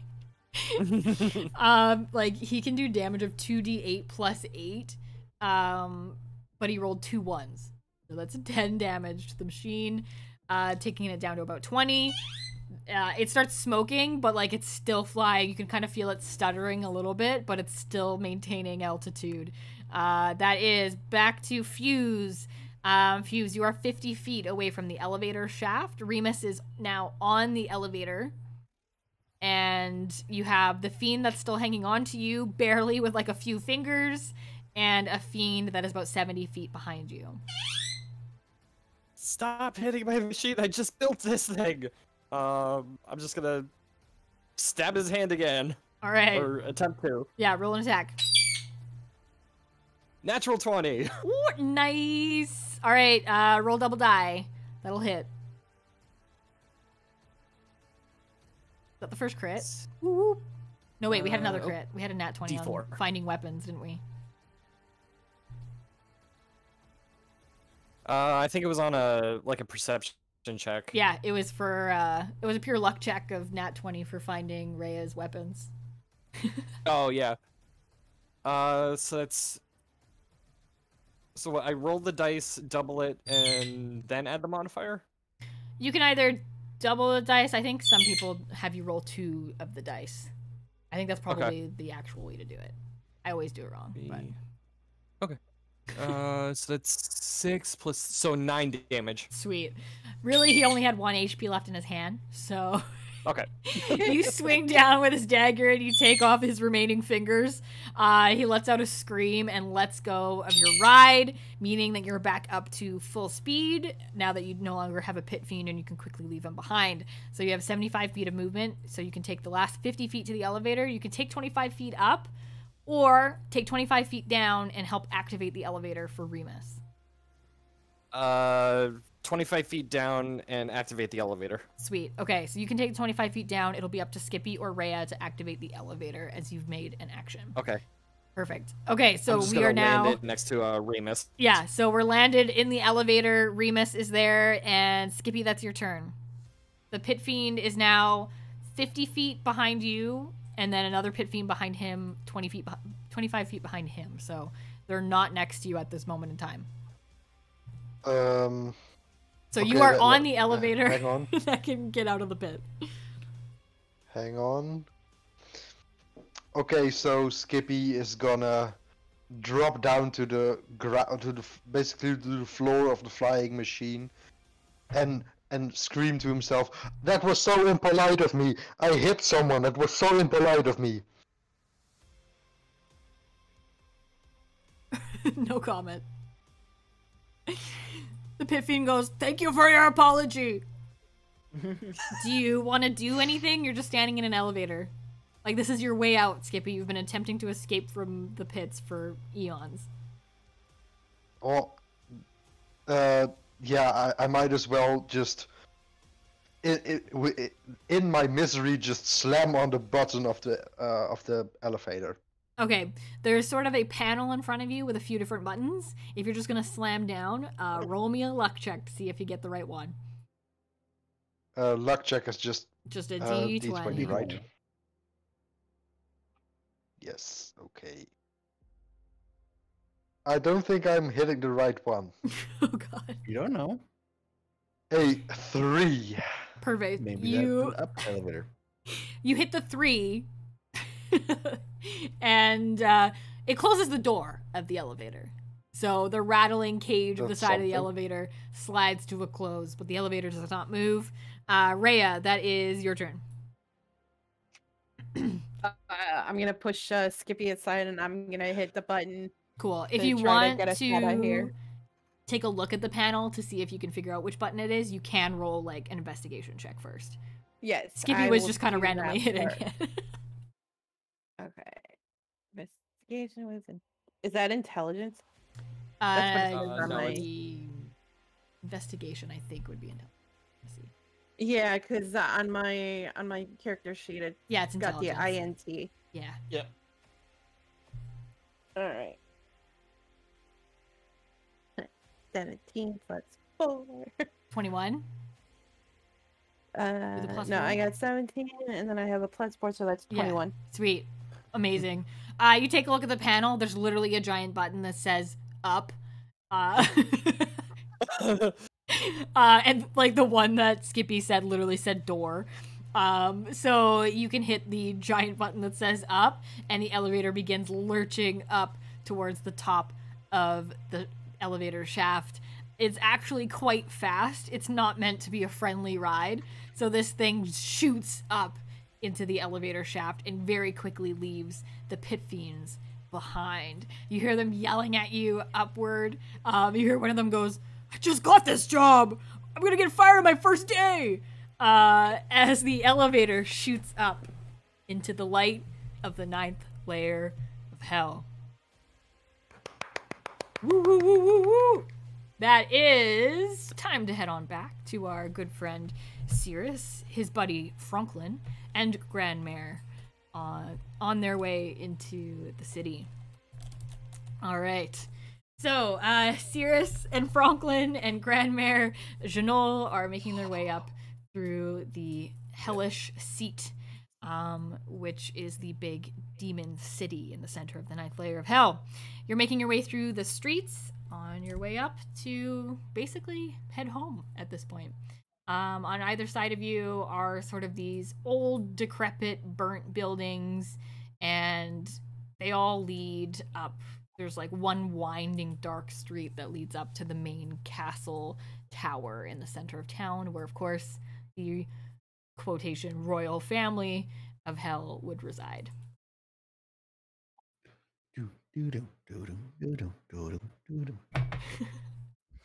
Lovely song there, Franklin.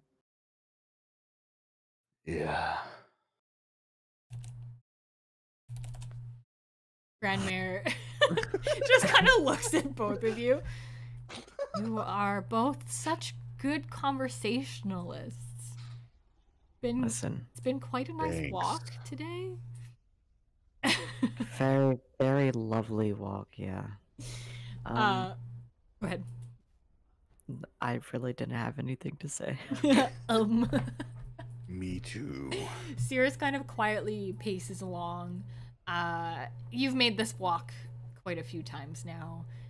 Every time you leave the city, you always have the slight hope that you won't have to come back. But, of course, you haven't yet gotten up the bravery to fully try to escape from hell. So you, once again, are making your way back into the city itself. You make your way up the street.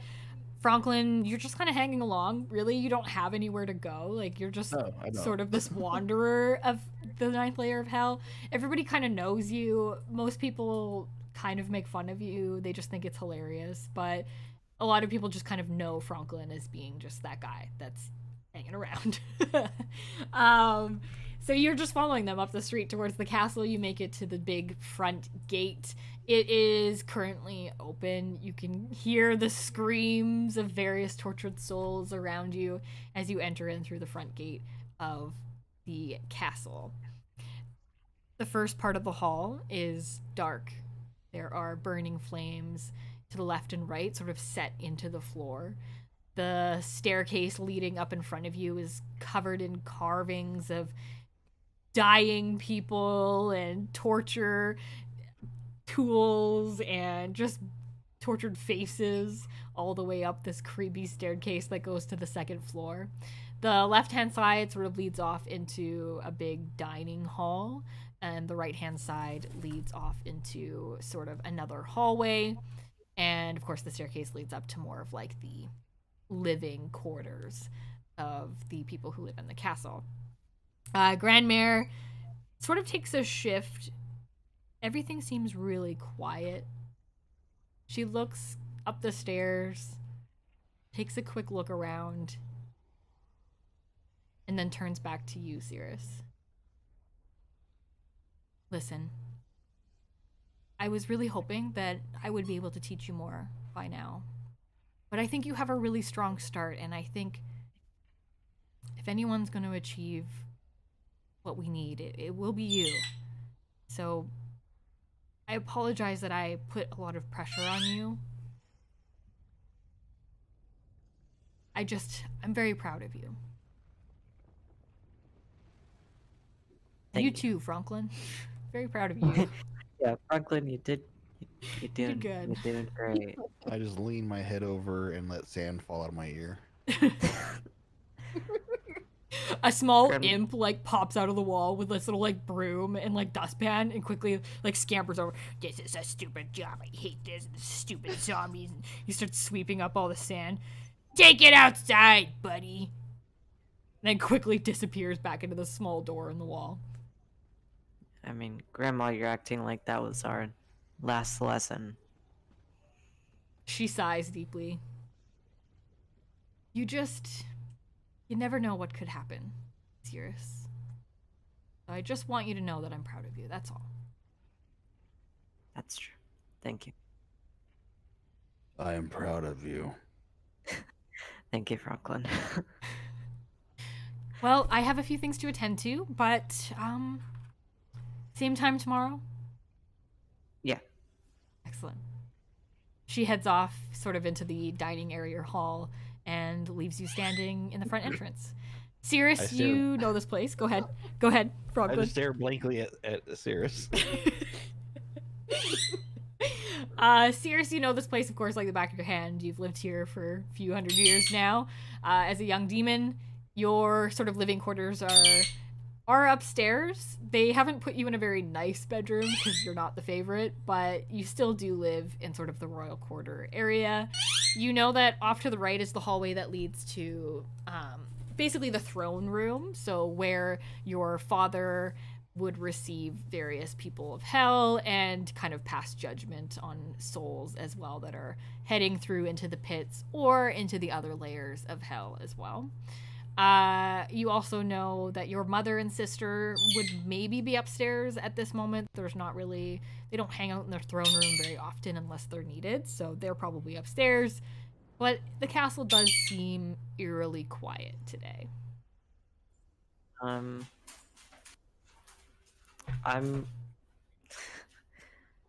just gonna look over at Franklin and be like, well, guess you're stuck with me now, huh? You're stuck with me. Yeah. Alright, I'm gonna take his hand because I don't want him falling or like just getting lost. I'm gonna be like, you follow me. You Don't follow me. No, I'm not following you, you're following me. Yes, you're following me. Okay, yeah, I think you get it. don't go anywhere without me, okay? Okay. Okay, and I'm gonna start going up towards Celia's room. Perfect. All right, you start heading up the stairs. This creepy, old, really just like creepy, disgusting staircase of weird sculptures. Any other demon would think this is like the greatest decoration ever, but for you, Cirrus, it's just disturbing. You head up the staircase towards the second floor. The hallways lead off in both directions. You know Xylia's room is in the more favored area of the living quarters, closer to where your mother's chambers would be, and yours would be off to the right, closer to where the servants' quarters would be. Like, not quite in there, but you're not in a favored area. You have like a smaller room and like a smaller chamber area, but Xylia's would be off to the left. I help command the armies. You'd think he'd give me a better room, but no. I don't fight. I don't do anything. Who are you talking to? Talking to myself, Franklin. Just Hello, myself. self. Thank you. So, Franklin, what do you do? What do I do? Yeah. Do you have anything that you do, like, in your day-to-day life? Because there's I- not much life down in hell, but I wander. I like to wander. well, there's plenty to wander in the castle, I guess you could call it. I don't. I can't sleep. You can't sleep. No. Yeah, not many people, not many anybody could sleep down here. No, I literally can't sleep. Oh, you literally cannot sleep. Yeah, I'm undead, sort of. Ah, you're an undead, huh? Yeah. Hmm. I don't eat. That breath that you heard, I don't even breathe. Hmm. That's just, yeah. Sounds fun. Kind of convenient. I mean, it helps, I guess. Well, I've been here for so long, I forget. yeah. You can stay in the castle with me. 'Cause Grandma seems fond of you. And you seem like good company. What do you do? What do I do? I help my father command armies. Sometimes help them fight. Fight who? Whoever father seems fit. Sometimes I go up and I bring sorrow and disease and stuff to anybody my father seems fit. How does that uh, make you feel? I didn't know you were gonna be my therapist, Franklin. Franklin was a therapist on the mortal plane. And how does that make you feel? Well, how would it make you feel, Franklin? I would imagine sad. Yeah, well, you'd imagine right. Suddenly, you guys are both on these like chairs, like comfy sofas, like sharing. No. Halfway up the stairs. Yep. I'm gonna introduce you to my sister, Xylia. Oh, okay. So that's where we're headed right now. Oh, so I should get up off the seat. Yeah, probably. Okay. Do you have any good dirt around? Any good dirt? I'd imagine there's some outside. I lean my head over again on the other side and I have more sand fall out. The imp pops back out of the wall with his little dustpan. I swear, I just warned you downstairs. God. Sweep, sweep, sweep, sweep, sweep. Cirrus, take your freaking friends outside. Runs back into the wall. Yeah, sorry. Should I As you do it can- again? No, as you can tell, nobody really likes me down here except for my grandma and my sister, really. But it's okay. Let's meet sister. Yeah, let's go meet my sister. You take the rest of the hallway, enter into the living quarter area. This is where it becomes, again, everything is a little garish. Like, it's all quite disturbing imagery, but at this point it becomes like a little bit more luxurious. So this is where the queen's chambers are, your sister's chamber, and then further down would be your father's living quarters, where his like kind of main office would be when he's not working in the throne room. You see a few imps scurrying around, carrying various trays of food in and out of the different rooms, sort of going around and kind of cleaning and like picking up dust and like that kind of thing, but everything still seems like dingy and so dark that they're cleaning, but it doesn't seem to be doing too much to help. Your sister's quarters are up here, so you go up to the door and it's currently closed. I'm gonna knock. You knock on the door. We're very polite demons in around Yeah, here. exactly. Knock, knock. There's no answer. Celia? I'm gonna open it. All right. You slowly open the door and enter into the first room of Xylia's chambers. This chamber is so much cozier than the rest of the castle. As you enter in, there's like a few really comfy looking sofas. There's a lot of art. Like, Xylia is a bard, so there's many instruments in this room, as well as she also dabbles in painting. So there's quite a few paintings of various things. And unlike the art in the rest of the castle, this art is actually quite beautiful. It's not really pictures of anything in particular, it's more like abstract painting, but it's all like really brightly colored and it makes you feel good when you look at it.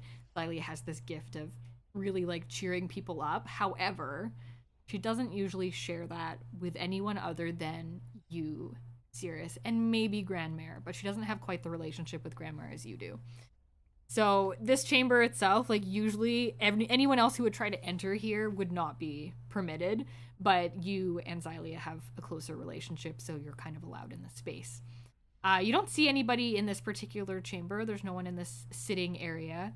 And you see the door to the bedroom a little bit further in is wide open. Celia. I'm going head over there. Cross your way through the room. There's a few things laying here and there, but everything is fairly tidy. Maybe a little cluttered. That's kind of the way Xylia is. You make your way to the next room, and with the door wide open, you look into sort of the bed chambers. It's all made up. Doesn't look like anybody's in the room at this moment. There's this big 4-poster bed covered in like this luxurious purple blankets and all of this purple everywhere. You see a few of Xylia's things are kind of out and about, but it looks like she sort of tidied up and left for the day. Roll me a quick perception check. You both can roll me one.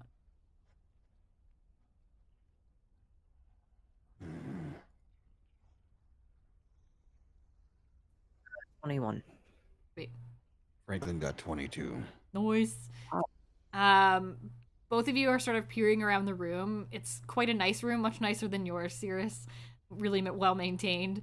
As you look around, you notice, of course, there's no one really here, but on top of one of the 4 posters of the bed sits a raven. The raven is huge, much larger than a regular raven would be. And when you look at it, it's almost hard to focus directly on it. It's not like a solid raven. It's smoky, little flames kind of light up every now and then within its body, and it's more like a spirit raven than a physical raven. Cirrus, you know this to be Arthur, which is Xylia's raven friend that hangs around with her. Nobody really knows where Arthur came from. He just kind of has always been with Xylia, and he sits on top of the bedpost. Oh, Arthur. I kind of hold my arm out to see if you'll come and land. Okay. He kind of like cocks his head at you, peers at you with one of his eyes. You can see little flames dancing in the back of these deep black eyes as they stare at you. They almost look a little mischievous, but he's also kind of frightening. He's this big, smoky raven. He thinks for a second and then takes flight so quietly and makes his way down to your arm and perches upon it. For being made of smoke, he's actually really quite heavy, and he weighs your arm down quite a bit. I'm gonna give him a little pat on the head and be like, "Do you know where Xylia is, boy?"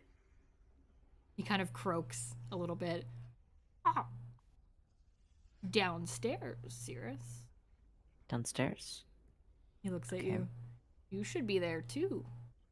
Blinks a couple times. Oh, wait, why?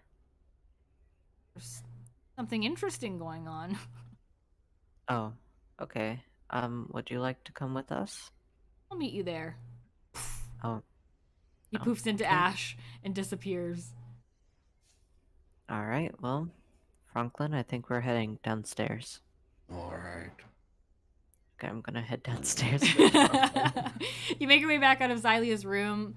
On your way out, you notice that one of her favorite fiddles is missing from on top its rack against the wall. Most of her other instruments, like Xylia really enjoys playing almost everything, but she has one particular fiddle that she carries around with her quite often, and so it is missing from her chamber at the moment. So she's obviously taken that one with her. You kind of just notice that in passing. You leave Xylia's chamber, you make sure to close the door on the way out, just being the good brother that you are, and make your way down the stairs. Again, it still seems just really quiet. But when you kind of really focus, you hear angry voices coming from the hall that leads to the throne room. I guess I'll follow the voices. Okay. You and Franklin sort of follow down the hall. You pass through a few different areas of the castle. Everything seems really quiet. You see a couple imps sort of scurrying just out of view. None of them are really hanging around. Like, a lot of the times, the imps will be hanging out and kind of chattering with each other, but everybody just doesn't want to be seen at this particular moment. Roll me a wisdom check, Cirrus.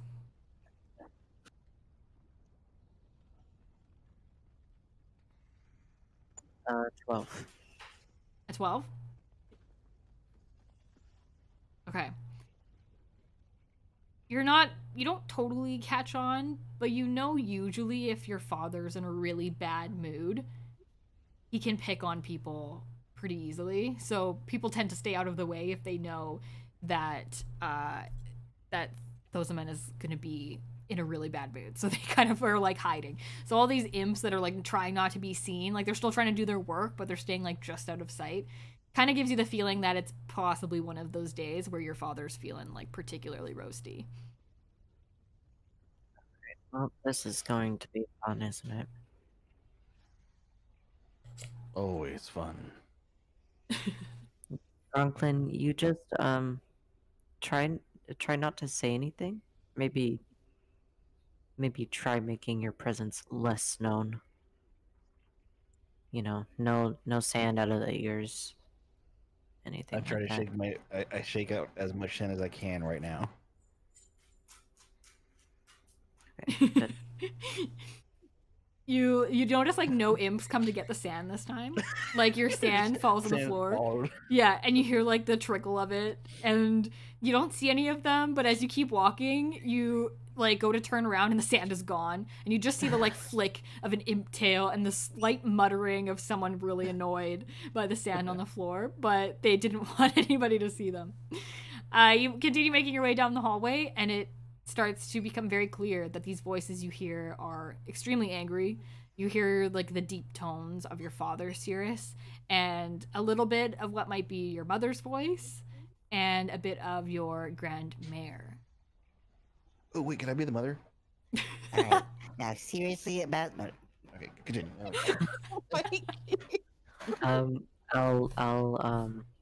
I'll just peek into the door and see if Xylia's there or not. Okay. Yeah, you kind of peek around the side of this archway that leads into the throne room. Roll me a quick stealth check.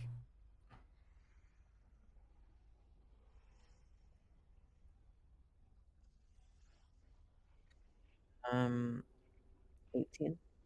Sweet. So you peek around, no one is kind of looking your way, and you see into the throne room. The throne room itself is pretty impressive.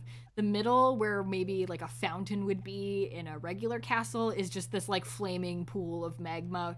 It's sputtering up in the middle of the room, casting this deep red glow on everything in this like tall chamber. Pillars line all the sides, as well as statues of all the previous leaders of hell, and they all lead up to the giant throne platform that sort of stands at the far end. Your father sits upon the throne currently. Gozamon is a huge demon, probably 3 times as tall as Cirrus, with a deep red skin. Cirrus actually looks quite a bit like his father, which makes it interesting that Cirrus isn't the favorite. But it's kind of one of those things that you hate Cirrus, is that you look so much like him when you're not like him at all. But he stands about 3 times as tall as everybody else in the room, just this huge imposing figure. His wings at the moment are sort of tucked in behind him, but usually when he's mad, you know that he'll stretch them out to even make himself look even more frightening. Standing behind him, you see your mother. Ongrid is definitely not as imposing as your father in his current state, but still a pretty frightening looking queen of hell. She has like a deep purple skin. Her eyes blaze gold. She's quite beautiful for like a demoness, and she sort of stands a little bit behind your father with an angry expression on her face. And then you also notice, of course, your sister. She also stands on the other side of your father, but a little further back, and you can see she's trying not to be involved in whatever is going on right here, but is restringing the fiddle that she's carrying in her hand. So you can see she's carrying her favorite fiddle, and she's sort of just busy working and restringing the instrument. Everywhere else in the throne room, like the space is just taken up by this crowd of people. So there's various demons. You can see a bunch of your father's henchmen are here. There is a couple of the higher ups and like second in charge. So you recognize that there's like Dorless, who is the vampiress, who kind of is the second in command to your father. She runs another one of the layers of hell and is usually here if something big is going on. She also looks rather frightening. She's super pale, these bright red blood-colored eyes and deep black hair, but she stands sort of to the side in front of a big crowd of people. And then, of course, there's just various types of demonic henchmen and random creatures that are all surrounding this throne room. This would be pretty unusual. There usually wouldn't be this kind of crowd for a regular sentencing of a soul that's going to the pits or being sent to a different layer of hell. So, Cirrus, this would be pretty alarming to see that this gathering of various representation of hell are here in one place, and that you weren't really, like, told to be here. So this is pretty weird. Everybody hydrate, by the way. Thank you for the hydrate. There's nothing to hydrate with. Franklin Go. into Cirrus. Sorry, Well, wait. Franklin Yeah, wants go to ahead. see. Okay, So I bump into you. I'm gonna try sneaking me and Franklin into the room and like over next to Xylia. Okay. Yeah, you're gonna try to sneak in. Franklin, roll me a stealth check. Franklin stealth. Franklin 20. Nice. Was it a crit or not? No, it's a Okay, 12. cool, I have cool. a plus 8 to stealth. I'm Nice! a stealthy. Stealthy undead. Yeah. Wow. Nice. I guess that's why no one ever sees me in my dirt holes. Yeah, exactly. Like, way too stealthy. Just that's why you end up hanging out there for weeks. Awesome. So both of you sort of sneak around the outside. Like there's so many people in here that it's pretty easy for you both to kind of disappear into the crowd and tweet, tweet, be blocked by everything that's going on. You can kind of see, Cirrus, that everybody seems to be focused on both your father and then something kind of in the middle of the room that you can't quite see. It's being blocked by the crowd of people, but you can still sort of see that everybody's kind of muttering to each other, and your father's in some sort of intense, almost like staring contest at whoever is in the center of this room. Wait, question. Yeah. Where's Grandma? You don't see her at the moment. But we heard her, right? Mm-hmm. Oh Okay. God. You Okay. carry around sort of the side as you're making your way through, and you come up beside Xylia. Do you want to let her know you're there, or are you going to be quietly in the background? I'm gonna nudge her. Okay. Let her know. Yeah, you kind of nudge her a little bit. She jumps slightly, like she was trying to focus so hard on just restringing this fiddle. She kind of gives you a side eye and motions for you to be quiet. She puts a finger to her lips and shakes her head. Just gonna nod. For those of you who haven't seen Xylia in a while, or you weren't here for when Xylia joined us once in Peekaboo, Xylia has like a pale pink skin. She's also quite beautiful, takes probably more after her mother than her father. And you see, of course, Arthur the Raven has somehow beat you downstairs and is currently sitting in a much smaller form upon Xylia's shoulder. He winks at you, Cirrus, as Xylia tells you to be quiet. A little scratch on the head. You give him a little pat on the head. A little bit of like soot comes off on your fingers. Once you've sort of greeted Xylia and she's told you to be quiet, you go to look at the other side of the room. And now that you're on this side, you can see sort of from behind the throne and this group of people that is surrounding this inner space in the center. Standing in the middle is Grandmère. Grandma. Called it. She looks defiantly up at your father, and they both are like not wanting to kind of speak next, and they're glaring at each other so hard. You are not really sure what is totally happening. You've kind of come into the middle of this, but your grandma briefly, her eyes flick to you, Cirrus, as she notices you arrive in the room, and there's like a really quick flash of just sadness before her face goes back to just being really angry and defiant against the king. Your father speaks up. I don't have time for this, Mother. I've warned you many times that my son will not play into your tricks. I will not have a druid in this family any more than I will have you here. I won't tolerate it any further. Your grandmother looks back. Your son has potential to be stronger than even you, and that makes you scared. He's a better son to me than you ever were. And even if you have bound my powers here, don't think that makes me weak. I will see you fall one day, and I will feel no guilt for it. Your father looks so mad. His wings spread out behind him as he glares down into the crowd. Everybody's kind of muttering like, oh no, she didn't. You know, like this is a big deal. She's standing up to him. He looks really annoyed by this. Like that's not okay. He slams his fist down on the side of the throne. You will not speak to me that way, woman. I will send you back where I pulled you from. And this time it'll be in chains. Suddenly from the ground springs these fiery chains. They're like a deep, hot metal that almost is at the point of melting, and flames like sprout off of all of them as they spring up from the ground to wrap around Grandmère. She cries out in pain as they first touch her, and then she grimaces and maintains her stance. No. She's Grandma. She stares back at him, and for a second, she looks sorrowful at her son, and then it goes back to being anger. You can send me wherever you want to, but it doesn't change the fact that I will be your demise, and so will that boy. It would be better that you put him on your side rather than opposing him.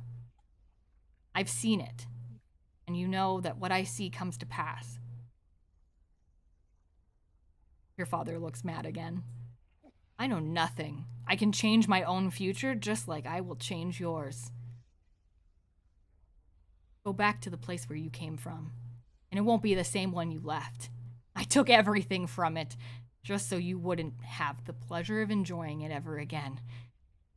Enjoy the burnt plains of your existence, Mother. As the flames continue reaching up around Grandmere, she looks at you, Cirrus. You don't see her mouth moving, but you hear a whisper in your head that sounds like her voice. Cirrus, you need to take a coin to the riverman. It's your only way out.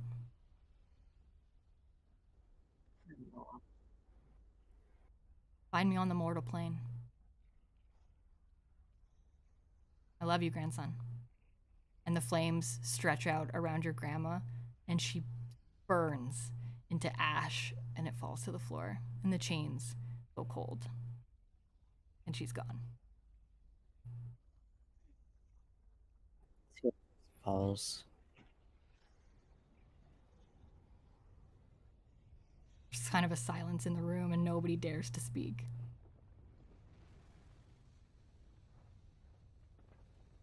I'm half tempted to. Franklin is I so think confused, has like no Franklin's idea smart, what's happening.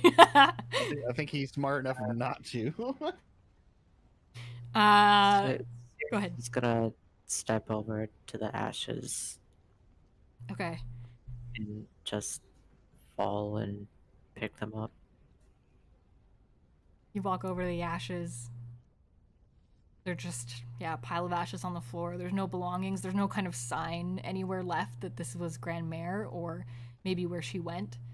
It sounds like he was trying to send her somewhere and not kill her. Kill her. Yeah. So that's not really her. That's just like leftovers of the Yeah. of the spell. Yeah. You're just So- like playing with dust for fun. Cirrus doesn't. Cirrus doesn't know this. so- Yeah, like to you that was pretty brutal. Like it looked like she burned. Yeah. But you know, Franklin, you're like, whoa. Didn't really sound like you died. Everyone is just kind of quiet. You see people sort of start to get uncomfortable. Your father, his booming voice fills the room once more. Boy, where have you been? You see what you did? Just another thing that you break when you touch it. Your grandmare wouldn't be in this spot if you didn't fall prey to druidcraft. How did I do this?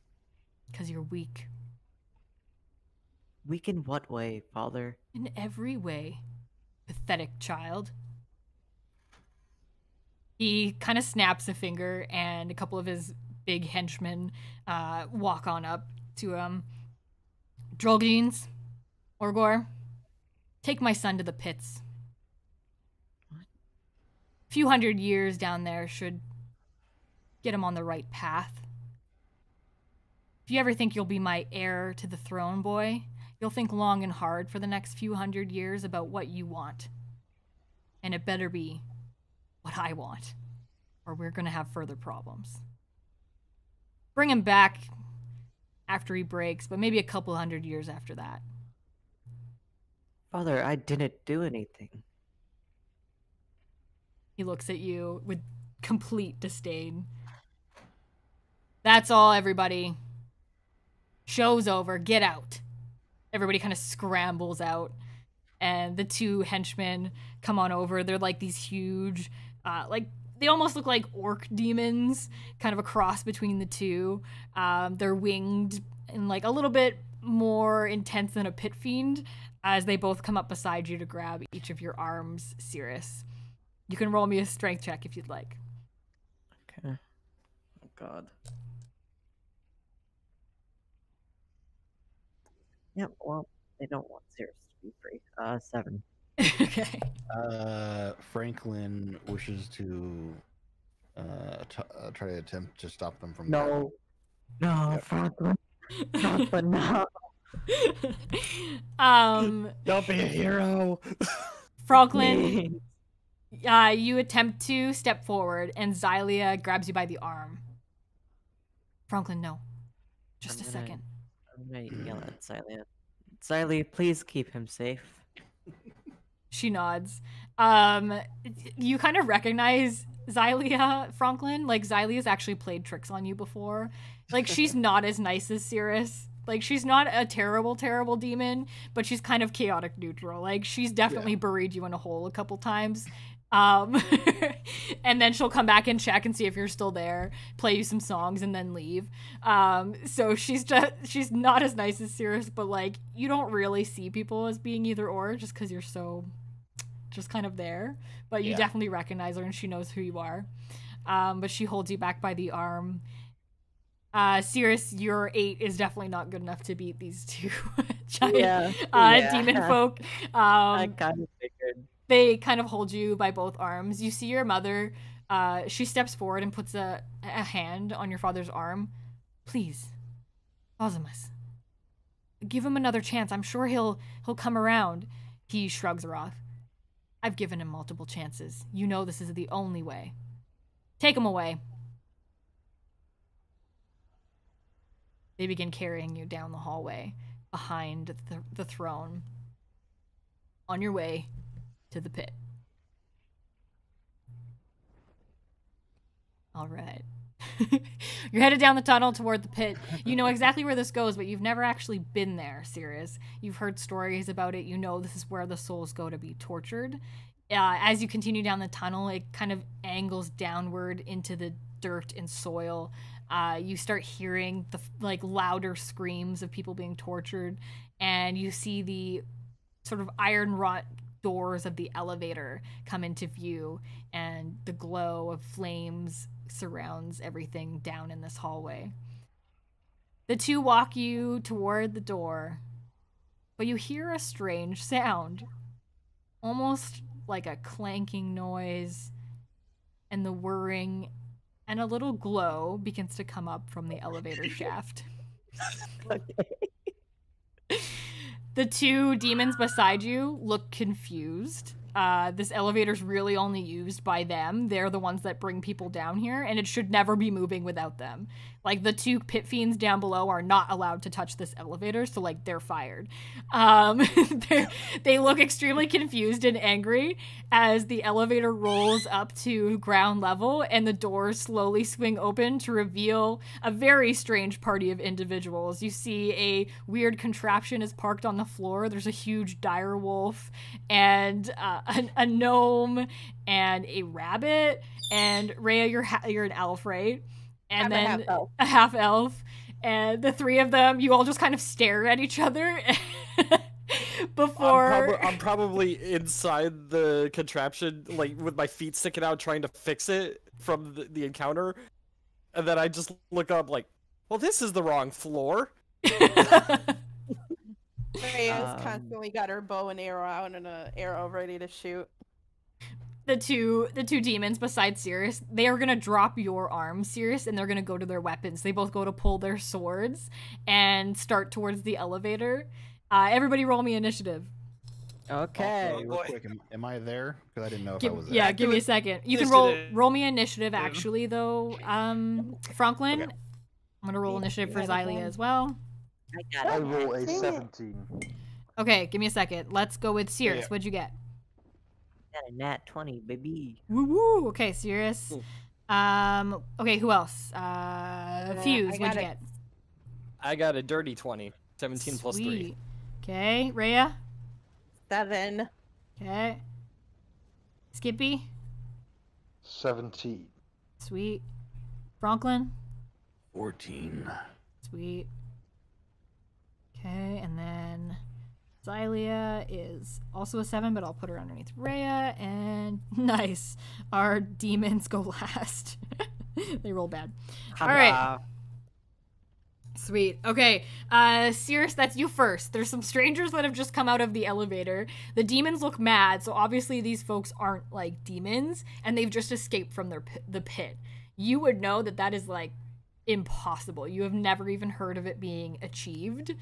So this is pretty intriguing to you that these people have just escaped from the pit. You don't know if they're good or bad because both kind of end up there depending on how your dad is feeling and kind of what's happened to these people in sort of the mortal plane. So you have no idea whether they're good or evil, but they did escape from their pit, which is pretty interesting. For everybody else, like, you see these two demons walking some poor soul down to the pit. It's a little unusual that it's a demon because demons probably would be going down there on their own accord just for fun.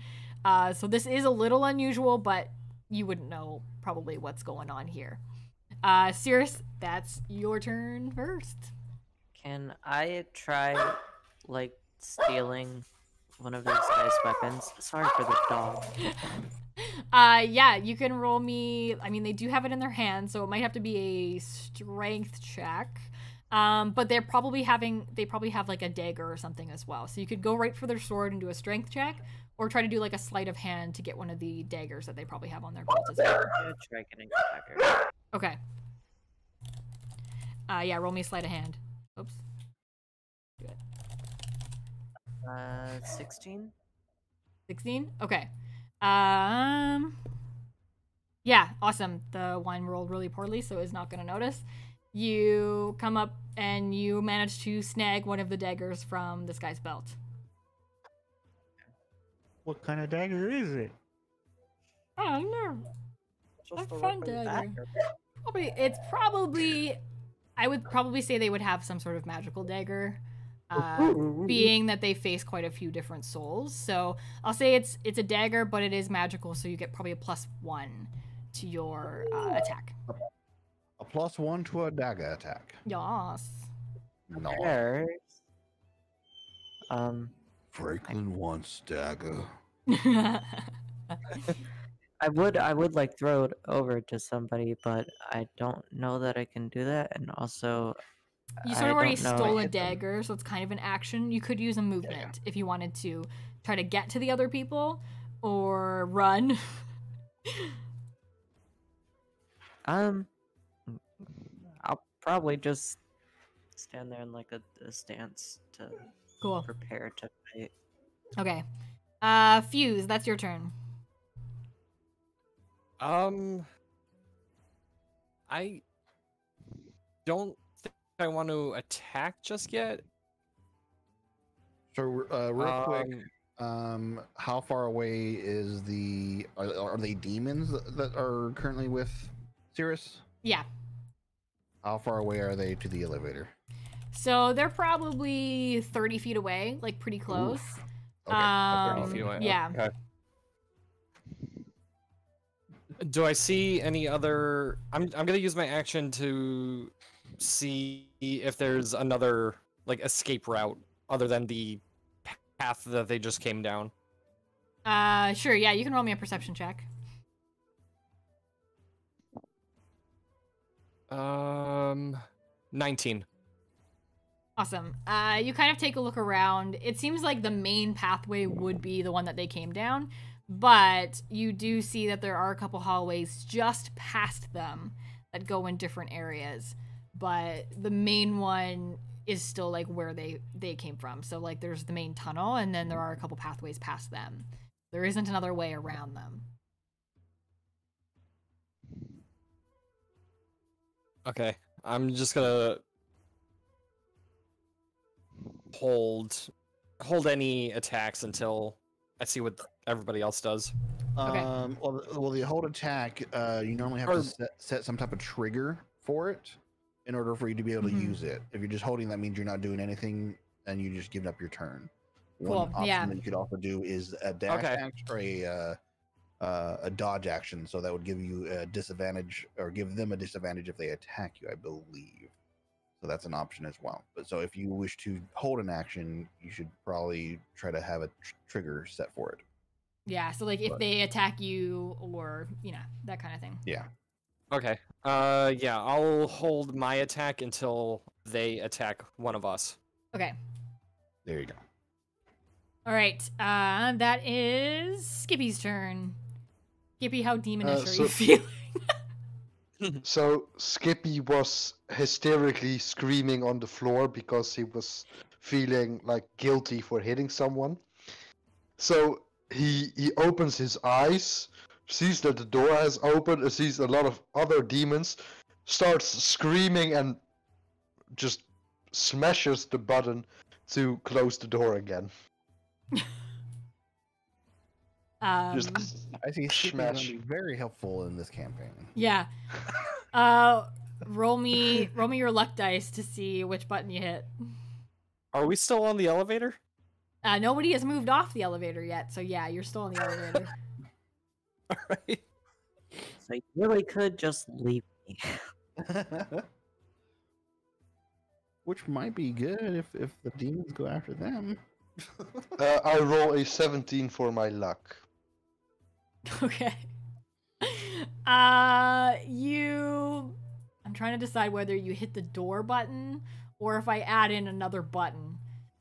How mean do I feel like being today? Dun, dun, dun. Roll 20, find out how mean you want to be. Yeah, okay, I'll do that. That'll help me. If I ever said Not that a how 9, much that's of a so great neutral. DM you are. Yes, tell me more. Yes. I got a 9. That's so neutral. That doesn't tell me anything. Well, that would be less likely because if it would be 10 and above and 9 and below, right?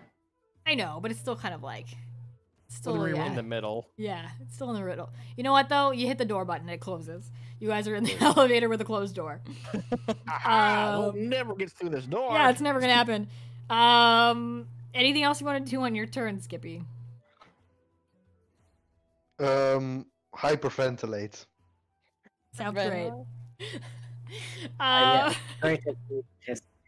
Everyone else in the party's like, what the Who is this rabbit? Franklin, that's your turn. Franklin, you are still in the throne room. You have seen Cirrus just get dragged off. Everybody's kind of made their way out. The king and the queen have kind of sort of been making their way out of the room. They're sort of still in conversation. Really, it's just like Cirrus's mother sort of talking to him about it. She's not doing a very good job of convincing him of anything. And Xylia is still beside you. She hasn't really made a move to leave yet. She's kind of watching them as they walk away. She kind of like mutters to you out of the side of her mouth, like, just wait until they're out of the room. I have a plan. I breathe even though I don't breathe. Or no, I guess I sigh because I guess I could still sigh. I You don't still breathe. sigh. Yeah, you just have to like actively think about it. I'm like, Yeah, That's my it sigh. takes so much effort. It's a whole action just for just for you to sigh. Alright. Do you want to heed what she said, or do you want to follow Cirrus? Well, she says she has a plan, so he just nods. Okay. You do notice that Arthur the Raven has mysteriously disappeared in all of this kerfuffle. My turn. Attack! That is Rhea's turn. Rhea, you are in the elevator. The door has closed. So it's now impeding you doing any sort of like physical attack or movement unless you 'cause press I the can't button see first. them. Yeah. I'm It's sort just of gonna like hold iron my- bars, so you can see them, but it would be really difficult to like hit them Shoot with them. anything. Yeah, unless Yeah. it was like maybe magic, but anything physical is going to be a little hard, so you'd have to open the door first. Yeah, I'm gonna hold my attack until they. If they attack you. Yeah. Okay. Y'all are just standing in the elevator. It's a standoff. Yeah, If waiting I for them shoot, to I'm gonna open the be at a- door. If I shoot, I'm gonna have a disadvantage, right? Because I can't really see them. Everyone's just waiting for the doors to reopen. Like nobody's. I can't do much. Skippy. Uh, Dang it, Skippy! Why did you have to close the door? Oh, welcome. oh god. Wait, why was he out there in the hallway? That's No, on to Xylia's turn. Xylia is still in the room with you, Franklin. Her parents have finally left the room, she quickly turns to you. Listen, I've sent Arthur on ahead. Hopefully he can help in some way, distract, or I don't know. But we need to get Cirrus out of this, and we have to get him out of the city. Are you with me? I know I've locked you in a hole a few times, but Okay. I need your support. I just nod. She gestures for you to follow her, and she heads off down the tunnel. Also, by the way, Xylia does not have a French accent yet. It's just the thing. Just so everybody knows. Yeah, she's in. I have like, made wait a it minute. part of the story, so I didn't have to do a French accent at this time. It makes Yeah, sense. Fuse was supposed to have an accent, but yeah, I'm terrible at I was just accents. kind of like, where would she get a French accent? And so I kind of have made this decision. It happens after hell. So she's not French yet. All right. So Xylia gestures for you to follow her down the tunnel. So she uses her movement, and I'll kind of allow you to go along with her, as you didn't really get to do anything on the past move there, Franklin. So both of you are going to Okay. kind of make your way down the tunnel. So now the tunnel is out to the exit. It's toward the pits. Yes. So Yeah. we're headed towards where they took them. Yeah, exactly. How far away are we? So they probably had to take him down this quite a long hallway. So it's probably a good 300 feet. And then they're still 30 feet. So it's like 270 feet before you hit Cirrus, basically. 270. I'm calculating here. Okay. Xylia's movement is, where is her movement? She's only, so 60 feet running, 60 feet dash. Yeah, mine would be 80 feet dash. Sweet. So fast. I'm a very fast zombie when I want to Right? be. I'm not a real zombie, sorry. Undead. Half undead, half undead. Okay, yeah, what are your thoughts? Like I said, I'll kind of allow you to do. Well, I was Something also else. looking at I could make a dash for a bonus action, but I think that only gives me another 40. Okay. But Yeah. I was like, I don't know if I want to do that. I think I'll just do 80 and try to keep up with her. Okay, cool. Yeah, so I'll say you both are at the moment kind of the same pace, but you do go a little faster than her, so you can kind of choose if you want to go ahead. But so she'd be about 60 feet right now. So do you want to stay at 60 or do you want to do 80? I would like to try to catch up a little bit, so I'll go 80. Just Cool, okay. We'll- Yeah, you we'll kind both of it. speed on ahead. She just kind of shouts at you, like, follow Arthur's lead as you head down the hall. That's going to be the demon's turn. Now that the element of surprise has gone away, they are going to, I mean, you're still in an elevator, so I guess they're going to try to push the button on the elevator. they're actually you guys are gonna have a button. yeah. So, close. one of them is going to attempt to push the elevator button. He rolls a 17, so he's probably gonna hit the button. He kind of just uses his sword to hit the button that's on the side wall, and the doors like creak open slowly. The other demon is then going to attempt to kind of poke at you as the doors are opening. Who is kind of in the middle? Who is sort of out front? I say Skippy. Yeah, I'm gonna say Skippy. Yes, I'm. Okay. I think I am. Okay, he's going to attempt to just make a quick spear attack at He's closest to Skippy. the buttons. Yeah, that's 21 to hit, my friend. And Skippy has That 10. would hit, but can I dodge? Like, is that an opportunity thing or not? Not in this case, because you used your action to press a button. So. Okay. Yeah, dodge would be Press something the that you have to button, set. dog. Mhm. Oh, but is I don't know where Remus is, but does he have a attack of opportunity to like bite them? If You're they're, still like, in the reaching elevator, so he's just kind of poking his like sword in. So I'm gonna say no, but Okay. when the doors are open, like yeah, probably. Okay, so if the doors were open, he could have had that. Yeah, attack of so I can because okay. you held your attack, so you could also say that Remus held an attack if you want, like just Yeah. waiting for them to enter the elevator. But right now it's just like the doors are opening. This is happening kind of simultaneously, so they're not in the elevator just yet. He's kind of Got just it. poking his sword in there, and you guys are all packed into this elevator, so it's just kind of like bound to hit somebody. Try it. That Cool. that's 9 damage on you there. Skippy. Rap man. Also, why do you have 10 AC? He's a rabbit. He's a rabbit with like no armor or anything. Okay. Stuck in hell, dog. They don't have much on them. Well, except for me. Yeah, Skippy has a scrap of metal and a branch. Yeah.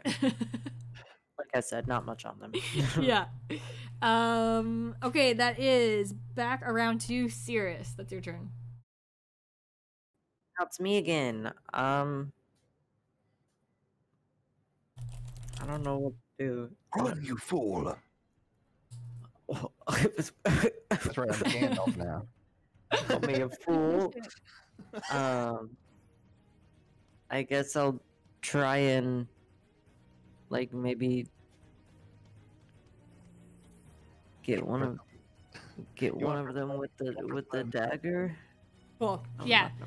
They're not looking at you, so I would probably give you advantage in this case. Yeah, it's basically a sneak attack to the back of them. So you can roll your attack with your dagger with advantage.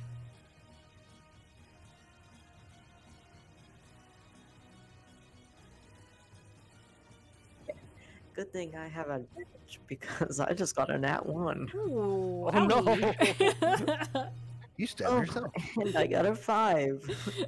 Okay, that still sucks. You see, it's 10, but I highly doubt that they have an armor class of 10. No, unfortunately not. These guys have like scale mail on, so Wow. they're pretty armored up. You attempt to stab them, but like it's been so long since you've like done any sort of battle right now, and you kind of like forget how to do it properly. It's taking you a little bit to warm up. You're like, it's not like riding a bicycle. So you totally missed them. They're still kind of focused on the people in the elevator. Fuse, that's your turn. Elevator is at this point open. And the 2 demons are standing just outside, and there is a 3rd demon, unknown, who is standing behind them.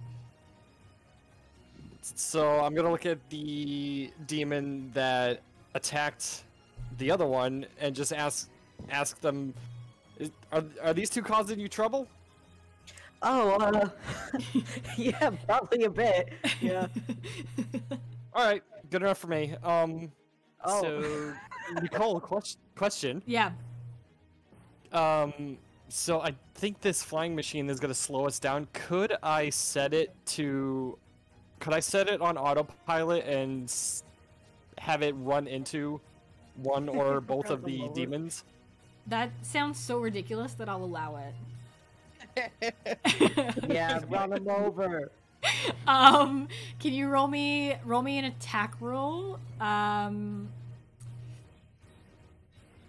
Because it's only a jump because of, like, they're 20 right health. there, I'm gonna say advantage on it. Okay. Because they're right there. Like there's no way it won't hit them because they're standing right there. So They you can also roll hit- an advantage on it. You might also hit Cirrus, but Oh no! I might go with it, but honestly, I'm vibing with it. 14 for the first one. Is it sharp Uh, on the edge?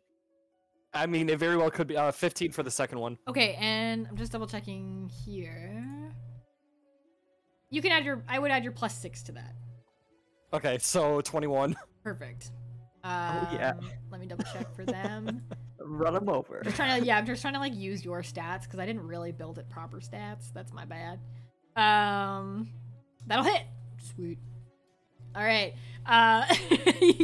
You like have this like random switch on there that you're not actually really sure if it's gonna do what you want it to do. But you flick the switch, the like boosters on the back of this thing like light up, and it shoots out of the elevator towards these 2 demons and like bowls them over. Roll me damage for let's pick one of your weapons. Oh, sorry. I'm gonna call it. I'm almost gonna call it one of your crossbows, just because the range kind of makes sense. So we'll call it like a crossbow roll.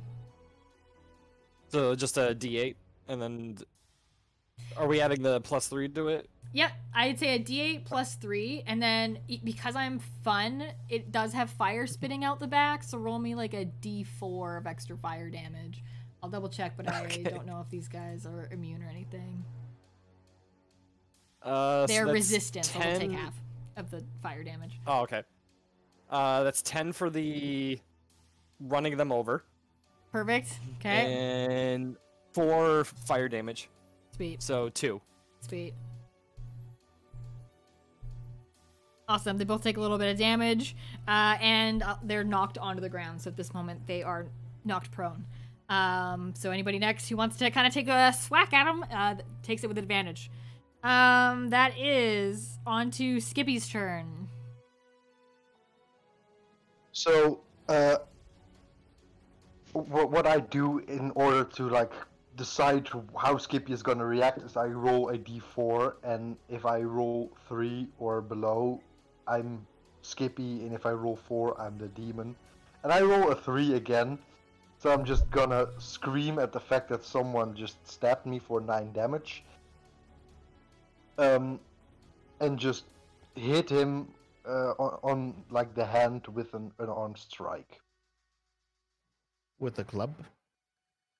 No, unarmed strike. Okay, like the demon's on the ground. No, he like hit me.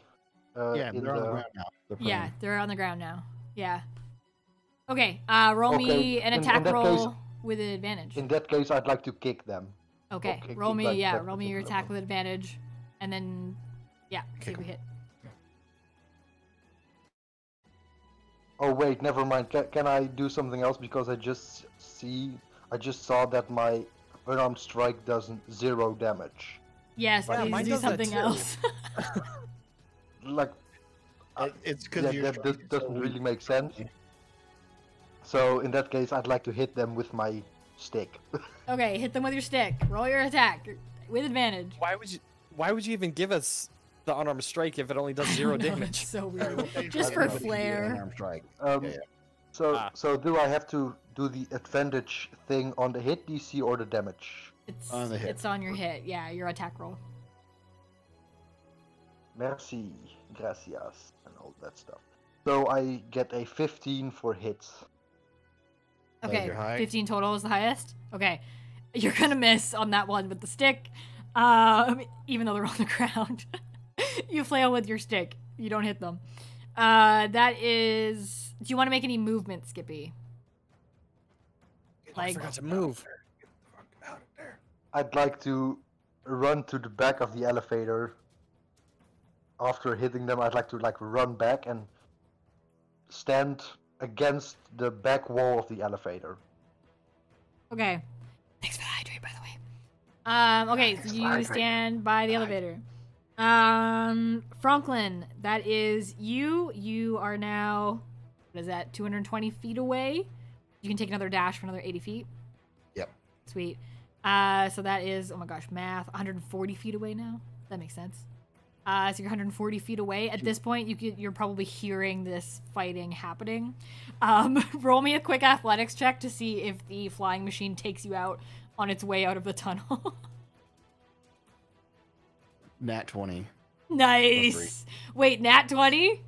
Mm-hmm. Okay, you do like this really intense like bounce off the wall, like super I'm a monk monk. style. Yeah, like I'm a monk. like you're bouncing off both sides of this tunnel and like leap over, like high jump over this flying machine as it goes careening down the rest of the tunnel away from you. But since you rolled a nat 20 and just did so well, your jaw falls off. Dang it.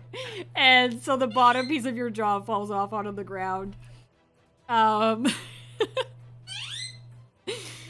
That is around to Rhea, that's your turn. Okay. I'm gonna have first level hunter. I forgot to say I have a second level hunter's mark that I use, so I'm gonna use the first level hunter's mark on as my bonus action as I'm the closest demon to us, and then I'm gonna shoot. Cool. Okay. Uncle Hacks. They're still prone, so you can still roll Hacks. with advantage as well. Okay. Don't think I need it. 23 23. That'll hit. to hit. Yeah. Yeah. Roll your damage. Okay. 8 plus 3. What? 12 damage altogether. That's including Hunter's Mark. Perfect. Okay. Awesome. So yeah, you hit down into this one demon who was closest to you. I mean, they were both about the same distance, but you hit one of them for 12 damage, and he takes that hit. Looking still okay, but you've definitely taken a good chunk out of him. That is to probably Remus. Remus can also go. Cannot do anything because I used my bonus action to cast Hunter's Mark. He doesn't act as just separate? Growl. He just acts as a bonus action? Yeah. I think so. I think that's how you could either use your bonus action to do a hunter's mark or bonus action to use the attack from your companion. Oh, okay, cool. Well, I mean, Is this like a specific like hunter thing? Is that what it is? No, but well, It's- like, so we've been Ranger watching thing? Critical Role, and she does an initiative for her companion. Yeah, that's pet, how I've too. always had it. Oh, Yeah. okay. Yeah, so that's let why me I was just confused. Yeah, let me quickly do an initiative Yeah, for like her. there are some times where there's different things that you can give your companion as Yeah. a bonus action, which totally makes sense. But like Right. they should still have their kind of like own stats and almost go as like a separate individual. Yeah, he Yeah. rolled an 8, so the most he can do is run up and bite somebody. So I can do that. Like that was his attack roll, or that's That was his initiative roll. oh yeah, I'll just basically keep his initiative with you. That's fine. Okay. He'll just go after you each time. It makes it easy. I don't want to record him down all the time. I think that's usually what they do anyway. Is Yeah. the initiative is the same for both. Yeah, exactly. Yeah, but he does still act as like a different thing. Yeah. Right. Okay, He just cool. goes immediately after. Good. Okay, I'm glad we talked about that because I was like, Okay. really? I You was don't- confused, you only do it on the yeah. bonus action? I was confused about that. I'm sorry. No, that's okay. Like some of it makes sense. It's kind of a combination this of is both. obviously new for me, so I've never done something where it's like I have a pet and Yeah. then they go and then I go. Yeah. Yeah, exactly. Yeah, no, from pretty much every campaign that I've listened to, it's usually treated as like another fighter. And then occasionally you'll get extra powers or things that would be a bonus action for you that would be through your pet, basically. Right. Okay. Yeah. So Yeah. I'm Cool. gonna have Remus run up and try to bite one of the guys. Perfect. Yeah, so you've got the one that you injured a little bit more. The other one is a little bit injured, but like one is a little bit more than the other one. They're both still prone because they haven't made it back to their turn yet. So Remus will also roll with advantage. Okay, so I'm gonna get him to try to damage the one that's already damaged, the one that my hunter's marks Mhm. on. Perfect. Oh, that's a 20! Nice. Whoa, whoa, whoa, whoa, Yeah, Remus. You better pull it off. Remus is just like so ready to kill this thing. What Yeah. should I roll for his piercing damage? Because that's what it would be. So what would it usually What's be? the? Yeah. It says 10 piercing damage, so I guess that's like 20 piercing Yeah. damage. Yep. Pretty much. Okay, so I guess I don't need to roll. Yeah, if it doesn't have a dice there, it just has damage, then we would just double it, yeah. If it has Yeah. a dice where it's like roll a d10, then you would be rolling the 2d10s. I mean, I could roll to. What does it say? Like, does it say a dice? Hang on. Yeah. Because I we wrote copied it all this from down. Yeah, okay. The, It's just a the stat book, block? the handbook. Yeah. Yeah. It might just say hang on. 10. It is. It's 2d6 plus 3. Okay, there we Okay. go. So 4d6 Right. plus 3. Glad I took out Sorry. 6. Someone just writing down random numbers. Right? You know, when I sneeze Sometimes on it you, shows it's like gonna an be 30 average though damage. to make Well, it no, easier. it's weird. Like in the book, Yeah. in the book it says hit is 10 or 2d6 Yeah, plus exactly. 3 It's piercing kind of damage. like up to the Oh. campaign to decide whether or not you want to just take the 10 or take the dice. I usually do the dice. I feel like that's Yeah, more fair. yeah, Yeah. Would it be Yeah. so? Okay, so I rolled a 15. So would it be 15 plus the 10, or just No. It would be so you rolled 15. Is that doubled? yeah? That's with all 4 of the die. Okay, 4 Okay, dice, so yeah, so- 15 plus 3 for 18. Oh, okay, yeah. So 18. Cool. Amazing. That's a lot of damage. Nice.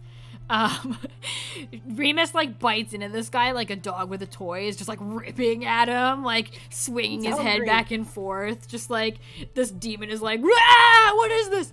Kind of freaking out. He's already knocked prone, so you Yes. don't have to do the strength save. No. Okay.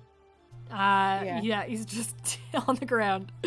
That is, as Remus is attacking this demon on the ground, all of you notice this dark shape appear in the tunnel.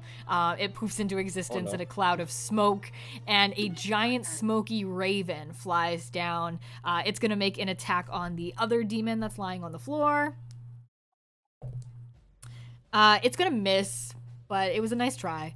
It looked cool, but it's this raven like swoops over and basically is just taunting this other demon that's lying still prone on the floor, and carries on up behind you folks. It seems to be on your side, which is nice. Around Xylia is just going to continue making a dash action, so she's 120 feet. So she's still 180 feet away, but you know, she's getting closer. No, it's not Canniversary. I'm not using it. Sorry. Sorry, I forgot to turn them off. Dang it. I will refund it for you though later. That is the demon's turn. They are at this point attempting to get up. The one that's not being attacked by a dog, by a wolf, he's just gonna stand up and he's going to.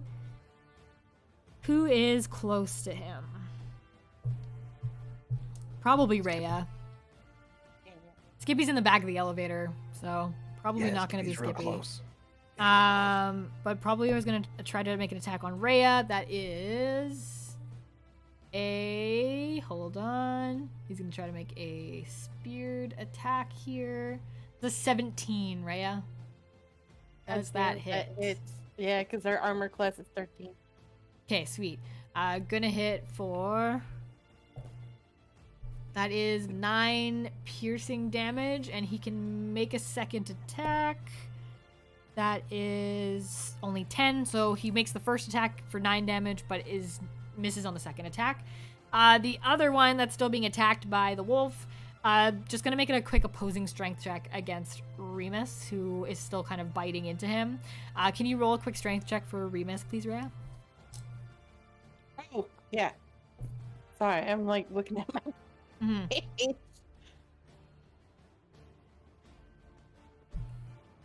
Okay. That's I got the book. 18. 18? Yeah. Sweet. He got a 17, so he's not able to stand up, so I'm not going to let him attack this round. Remus still has a hold of him. That is back around to Cerus's turn. Cerus, just as a quick overview of the round here, we've got 2 demons, one looking much worse than the other. One's on the floor still being attacked by the dog, so still, I keep calling him a doggy because I love doggies. Being attacked by the really big, scary looking dog. Good boy. The really good boy. He's the best boy. He's my good boy. Oh boy. As he's just ravenously like chewing into this demon, just blood everywhere.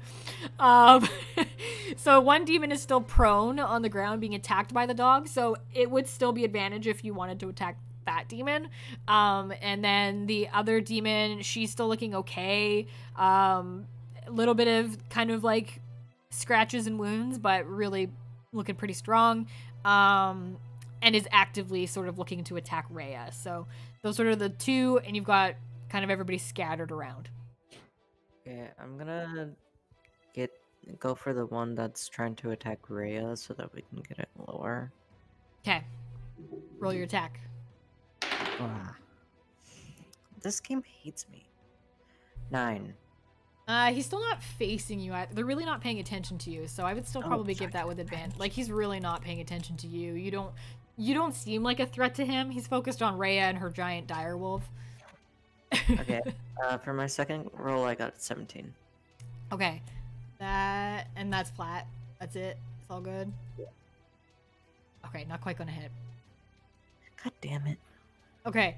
That is. Do you have anything else you can do, Cirrus? No. Cool. That is around 2 Fuse. Your turn.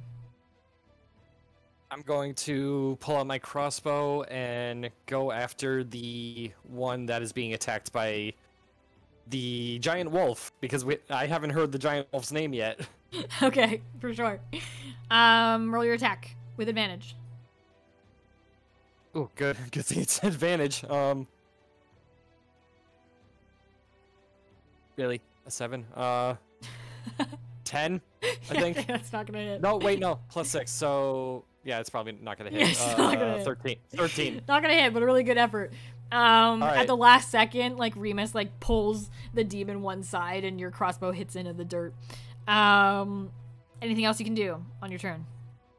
Can I use my action surge to try again? Sure, yeah. Alright, getting with the crossbow. Oh, come on. There we go. 22. Oh, nice. That'll hit. Roll your damage.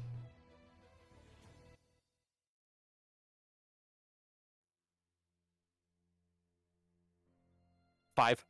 Sweet. The guy on the ground is looking pretty beat up at this point. Not looking too healthy. Definitely losing a lot of blood and some gaping wounds and just been hit by a crossbolt. So that's, yeah, that guy on the ground's not looking too well. That's around to Skippy's turn. And Skippy finally turns into demon mode again. So I'd like to just, with my stick in my hand, charge in the direction of the demon and hit him in the face. Okay, are you going for the one that is currently on the ground or the one that is going after Rhea? The one on the ground, because I'm a coward. Perfect. Okay, roll your attack with advantage.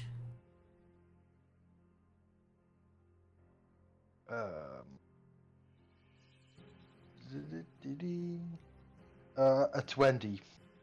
Sweet, that'll hit. Roll your damage. Yeah. For 2 whole points of damage. 2 damage. Dang. I was really hoping you would, like, finish him off just to be like, Skippy did something. But not quite. You just pummel this guy with a branch. He's not looking great, but he's still alive. Just being dragged around by Mr. Doggy down there. Franklin, that is your turn. Alright, You have lost your jaw. Yeah. You've lost your jaw. So you can either stop to pick that up and use your movement, or yeah, you can continue dashing for your 80 feet, and that will get you, what were we at, 140? So that'll get you to 60 feet away. Yeah. So...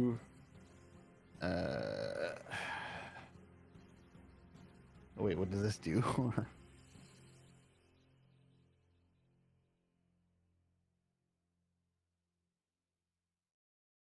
Within 3 years. I love the calculation that has to happen. Yeah.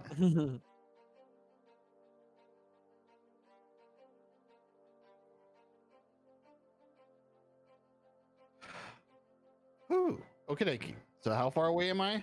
You are, if you take your dash action, you will be, what did I say, 80 feet away? Yeah. No, 60 feet away. 60 feet away. 60 feet away. Yeah. Alright. I need to get a little closer. If I put... Alright, so as a bonus action, I'm going to use one of my key to increase, to get a dash for my bonus action as well. So I'll move 120 feet total. So 40 more feet. So 40 more feet? Nice. Yeah. Okay, so you will now be, basically 40 feet from the elevator, which is pretty much up in the fray. So the enemies are about 30 feet from you. Yeah, so you're pretty much in it for your next turn. So everybody else, like, you guys are all fighting. Cirrus Franklin shows up sort of behind you. Everyone else, this undead, really fast undead man has just run down the tunnel and he's missing a jaw. So you wouldn't know yet if he's coming to help you, but he has joined the fray. That is Rhea's turn. Okay, I am reading the player's book and I forgot that she gets 2 attacks because she's a level 5. Oh, okay. Sweet. Yeah. Yeah. Yeah. I forgot that little part. Oh, that's awesome. Okay, In fact, cool. if you want to share the players, everyone that shared their player stuff to you, if you hand it to me, I can help out whenever. Oh, super Yeah. true. Here, I will share with you, Mikey, the Excel sheet thing I have. Or not, it's a Google sheet, but Yeah. and you Okay, so can I'm gonna- use it. That's how I can help. I can help. So I'm gonna take 1 shot at the one that Remus is still fighting. Perfect. That hit. It's 17 plus 8.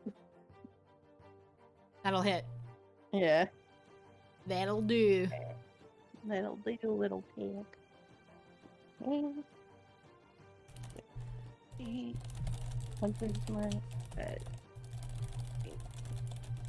So that's 13 for the first damage. Then I'm gonna hit him again with a bow, with an arrow. And which one were you going for? The one that was standing or the one that was being fought? Yeah, by the Remus? one that Okay. that I have the hunter's mark on. Okay, so the first damage was what? 13. Oh, I think that was the one that Remus was attacking.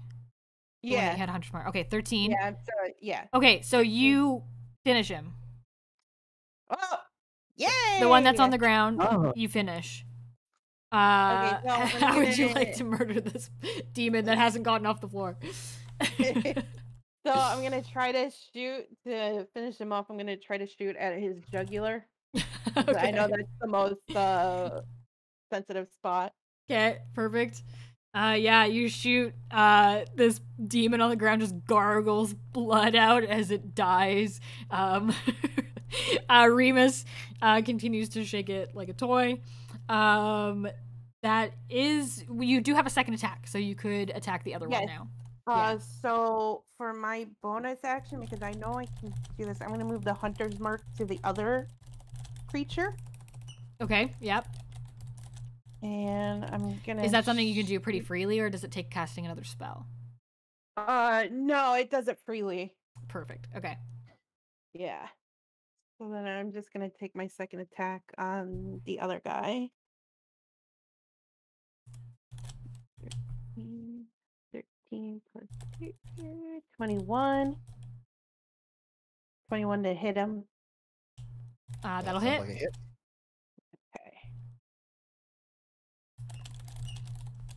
See, that's 6. 6 plus 3. Okay. So that's 12 damage for the other guy. Okay, perfect. Okay, 12 damage for the other guy. Sweet. Okay, so she is still looking okay, but definitely has taken some damage now. So looking a little shabby, and she's starting to look a little concerned. She's just watched her sort of fellow guardsmen get destroyed by Mr. Doggy. So she's looking a little uncertain here about whether or not she should continue. That is going to be Remus's turn. So you can direct Remus to do something else. He's currently still just playing with the dead demon on the ground. I'm gonna say to Remus and say, Remus, let go. Go get the other one. Drop it. Down. Yeah. Killed it for you, mother. He kind of gives this little like, Yeah. when So like he's gonna dogs are look playing. back at me and kind of whimper, and then he's gonna go over to the other. Yeah, exactly. He does the little like grr, like he doesn't want to drop the toy, but he still wants to obey. So yeah, okay, he drops demon number 1. and you can roll Remus's attack on the demon that's still standing.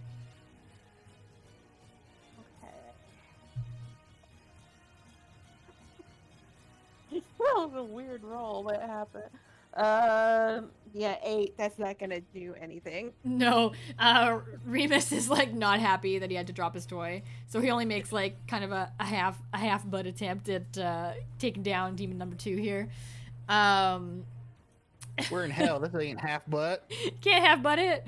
That's it.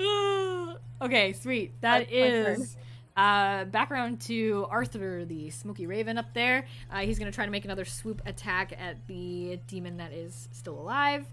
So he is going to make a claw attack here. Not gonna hit, but he comes by and he's still gonna taunt this one. You're ugly! And then flies past. That is Xylia's turn. So Xylia is pretty far behind Franklin at this point, but Xylia's just going as fast as Xylia can. So would make it Tell her to pick up my another... jaw. Yeah, makes it another 60 feet to about the 180 feet point. Stops to scoop up the jaw that she finds along the way. Ew! So she's still about 120 feet away. That is the demon's turn. Demon's gonna probably attempt to fight Xylia, or not Xylia, oh my god. Rhea, because Rhea is still pretty much the one taking a lot of the damage here. That is the first attack here, Rhea. Yeah, you're doing your best. That 7 plus, that's a 13 exactly. And your AC is 13, right? Rhea? Sorry, I. Yeah, okay, yeah. No, that's okay. Okay, yeah, your AC is 13, so that'll just hit ya. So it's gonna roll for damage here. It's only gonna be a 6 for the first hit there for damage. Rolls for a second attack, swings back around. Melee or ranged weapon that makes 2 melee attacks. Yeah, okay. I was trying to see if he needed 2 weapons to make his 2 attacks, because technically Cirrus stole her dagger, so. But she doesn't. It's just 2.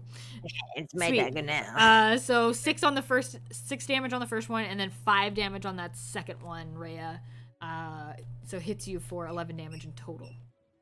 That is back around to Cirrus's turn. Cirrus, there's only 1 demon left. Just at the top of the round, the summary.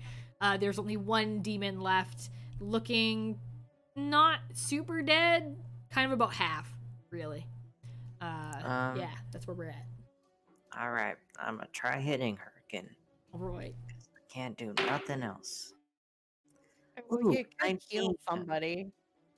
What'd you get? 19 Hit. plus 5, 24. Woo woo! That'll hit. 24 would definitely hit, yeah. Roll your damage. Poggers. Stabby, stabby. 24. Where's... Okay, well, let's count. God. Okay, sorry. 1. Okay, so 5 damage. Oh, Sweet. plus 1, so 6 because Woo-woo. of the magical dagger. Yay! The magical dagger. Oh! Yeah, how do you? You should also like say something really cool because you just stabbed the one with its own dagger. Right? Yeah, quick, quick, get out a one-liner. I'm seriously done with you. Awesome. Perfect. 10 out of The 10. best one Nobody gets it though because nobody knows your name other than Franklin. Franklin Yeah. gets it. Wait, no, hold on. Oh my god. It's just like Well, edit- I mean, deadpan you it. know, Arthur can laugh at it. and Arthur guard can be Arthur like, doesn't laugh. "Good one." Arthur, support me. The guard can say good one as she's being stabbed. Yeah, the guard can say good one as she's dying. Yeah. Oh, I always did think you were funny. Just really weak and terrible. Wow, how rude. That's Fuse's Just fed up turn. with your attitude. Second time is not as funny. Fuse, that's Yes, your it turn. is. Rhea, how are you looking? I have 9 hit points. left. I will do a Last, cure yeah. wounds on you.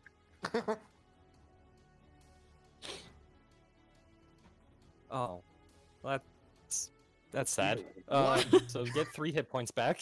It Woo! was a 1. Oh boy. You feel so much The- healed now. Mm. I The- do. I feel better. Like a The, slight cut on your finger, like heals. The practice roll that I had was so much better. Oh. That's why you never practice roll.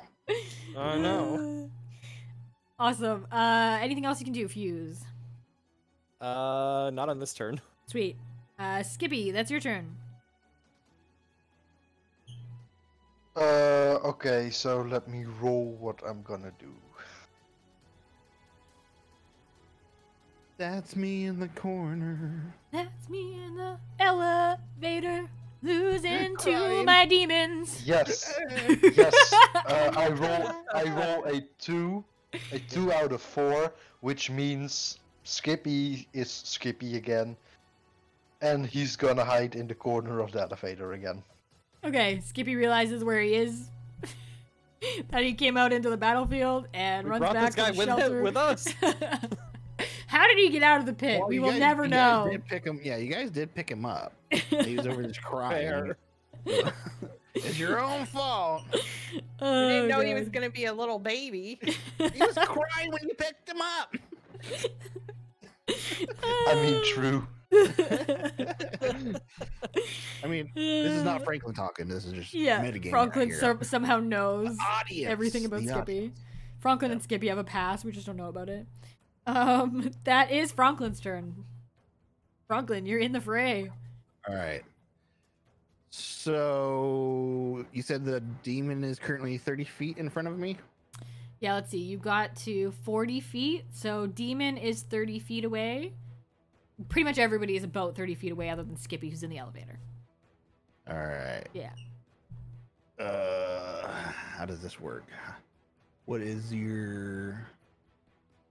You have to make a dex saving throw if I do this, but where's my dex saving throw? What do you make a saving throw against? Oh, that. Okay. I found it.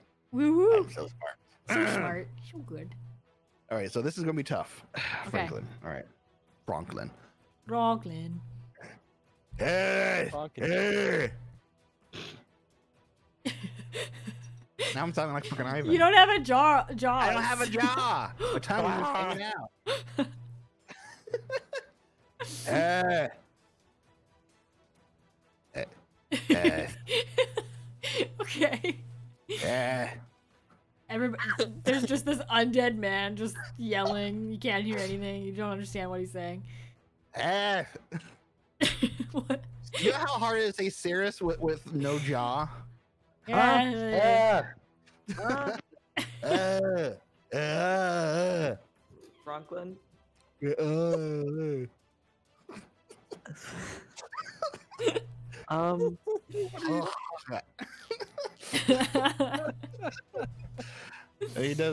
going to do an attack called Water Whip.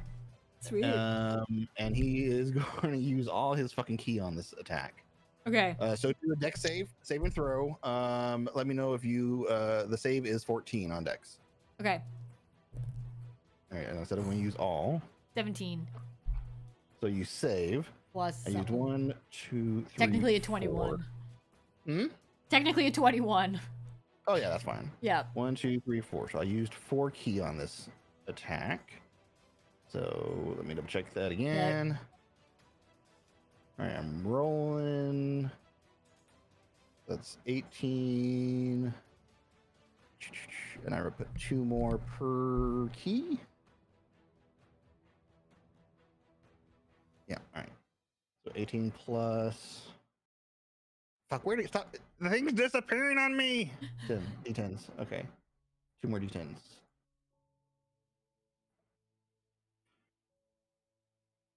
All right. So 27 divided by 2 is what you take. I'll give it to you with a 14. I'll take the extra. All right. That is awesome. Like you. This undead man comes careening down the corridor, no jaw, yells at you totally unintelligibly, like you can't understand a word he's saying, whips out this water whip and just like cranks into this demon as it's standing there and like just brutally destroys this thing. She's still standing, but looking really rough after that. The creature takes half as much damage, and I can't pull him. See, I was gonna try to pull you to me. Okay, yeah. Like, get over here. Brooklyn. Awesome. All right, so I still have movement. So that Sweet. was. Oh, that was just one attack. I still have another attack. Nice. All right. Well, let me get close. I'm trying to punch you. Okay. I don't think I hit. 14. Not a hit. Okay. I try though. Well, now I'm really close Did to you. good, Franklin. I'm proud of you.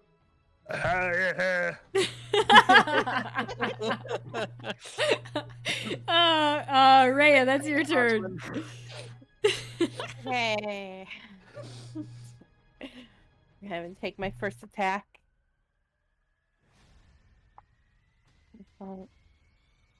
Yeah, what?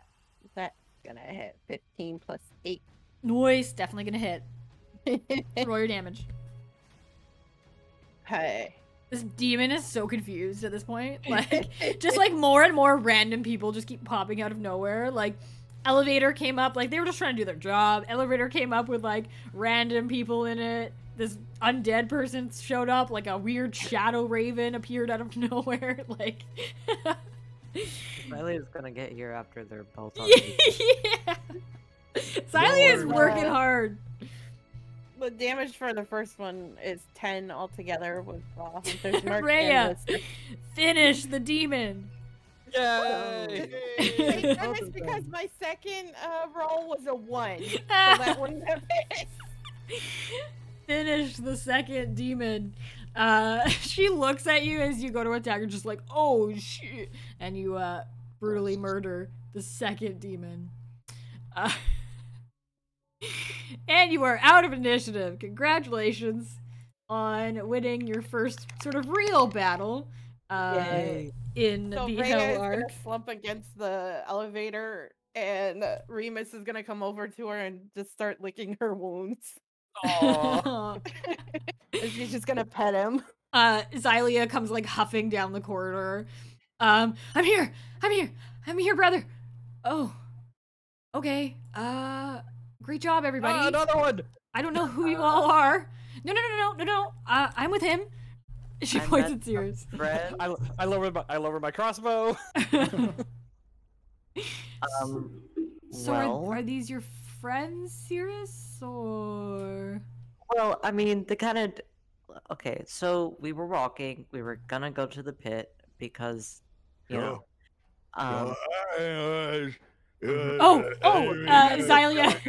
Xylia walks up to Franklin and like pops his jaw back on, screws in the like loose screw again.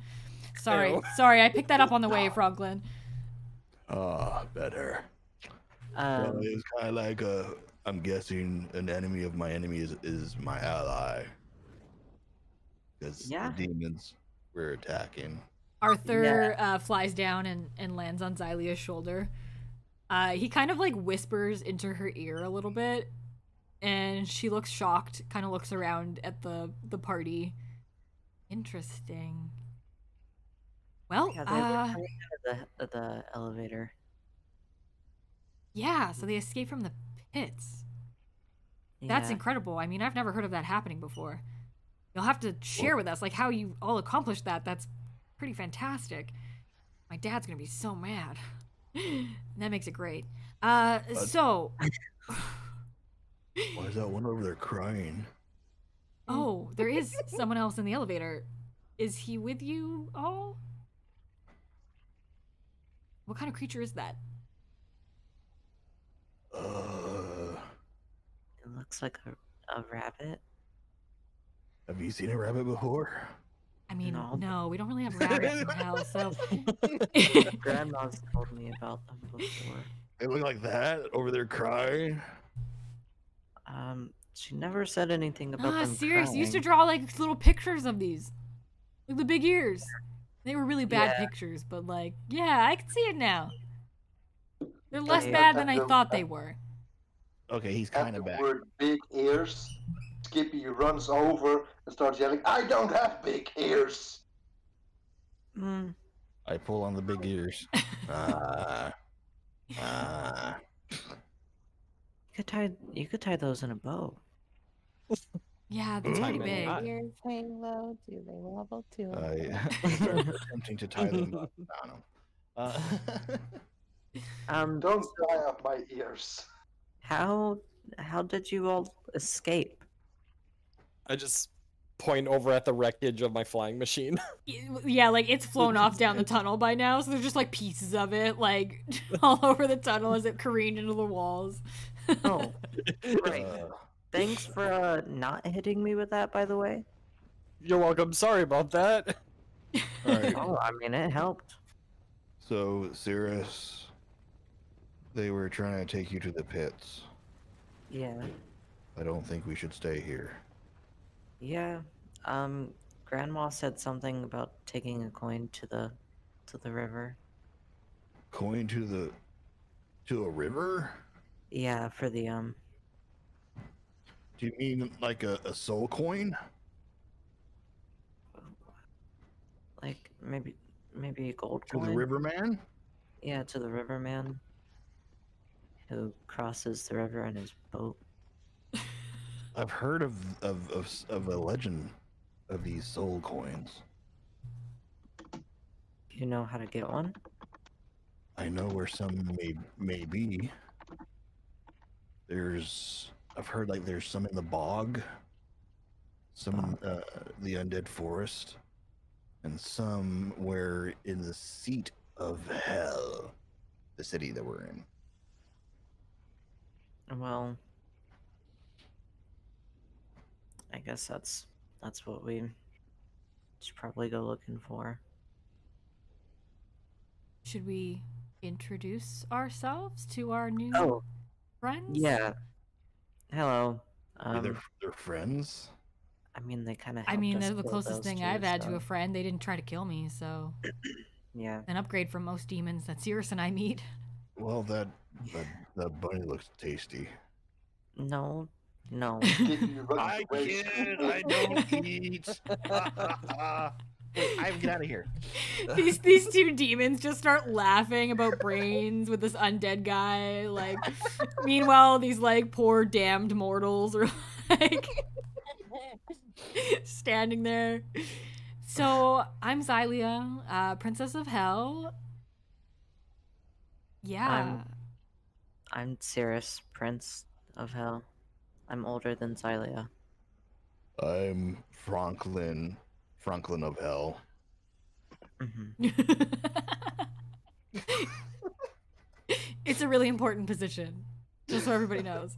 Also, he's just Franklin of really Hell, fun. that seems pretty It's important. just really fun. Yeah. Yeah, it's pretty good. Everyone It's needs pretty one. good. I'm gonna have to show you sometime how to make a hole for Franklin. It's like, No, it's the what? best Xylia. Saturday. What? I He almost likes get it. wrecked. Franklin likes the holes. I promise. Right, Franklin? She like glares at Yes. you. It's like someone gives me hugs. Exactly. Dirt And hugs. just do actual hugs. Who gives hugs in hell? I do every once in a while. No wonder her father is so unimpressed with you. Oh my lord. Lord of Hell. Anyway, what are all your names? I have to bring that up. I'm Fuse. I'm going to assume you're not trying to kill me, so I will consider you friends for now.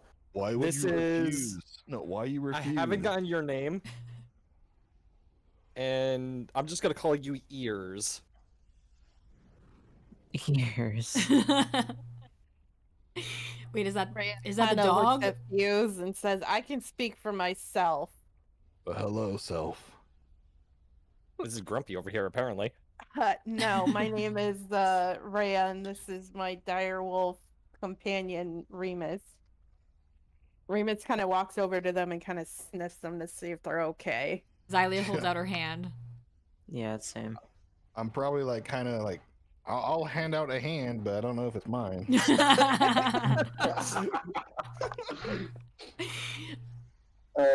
And Skippy starts like fidgeting with his little mouse, not mouse, bunny thing. Aha! We knew you were gonna be. I'm used to being a mouse.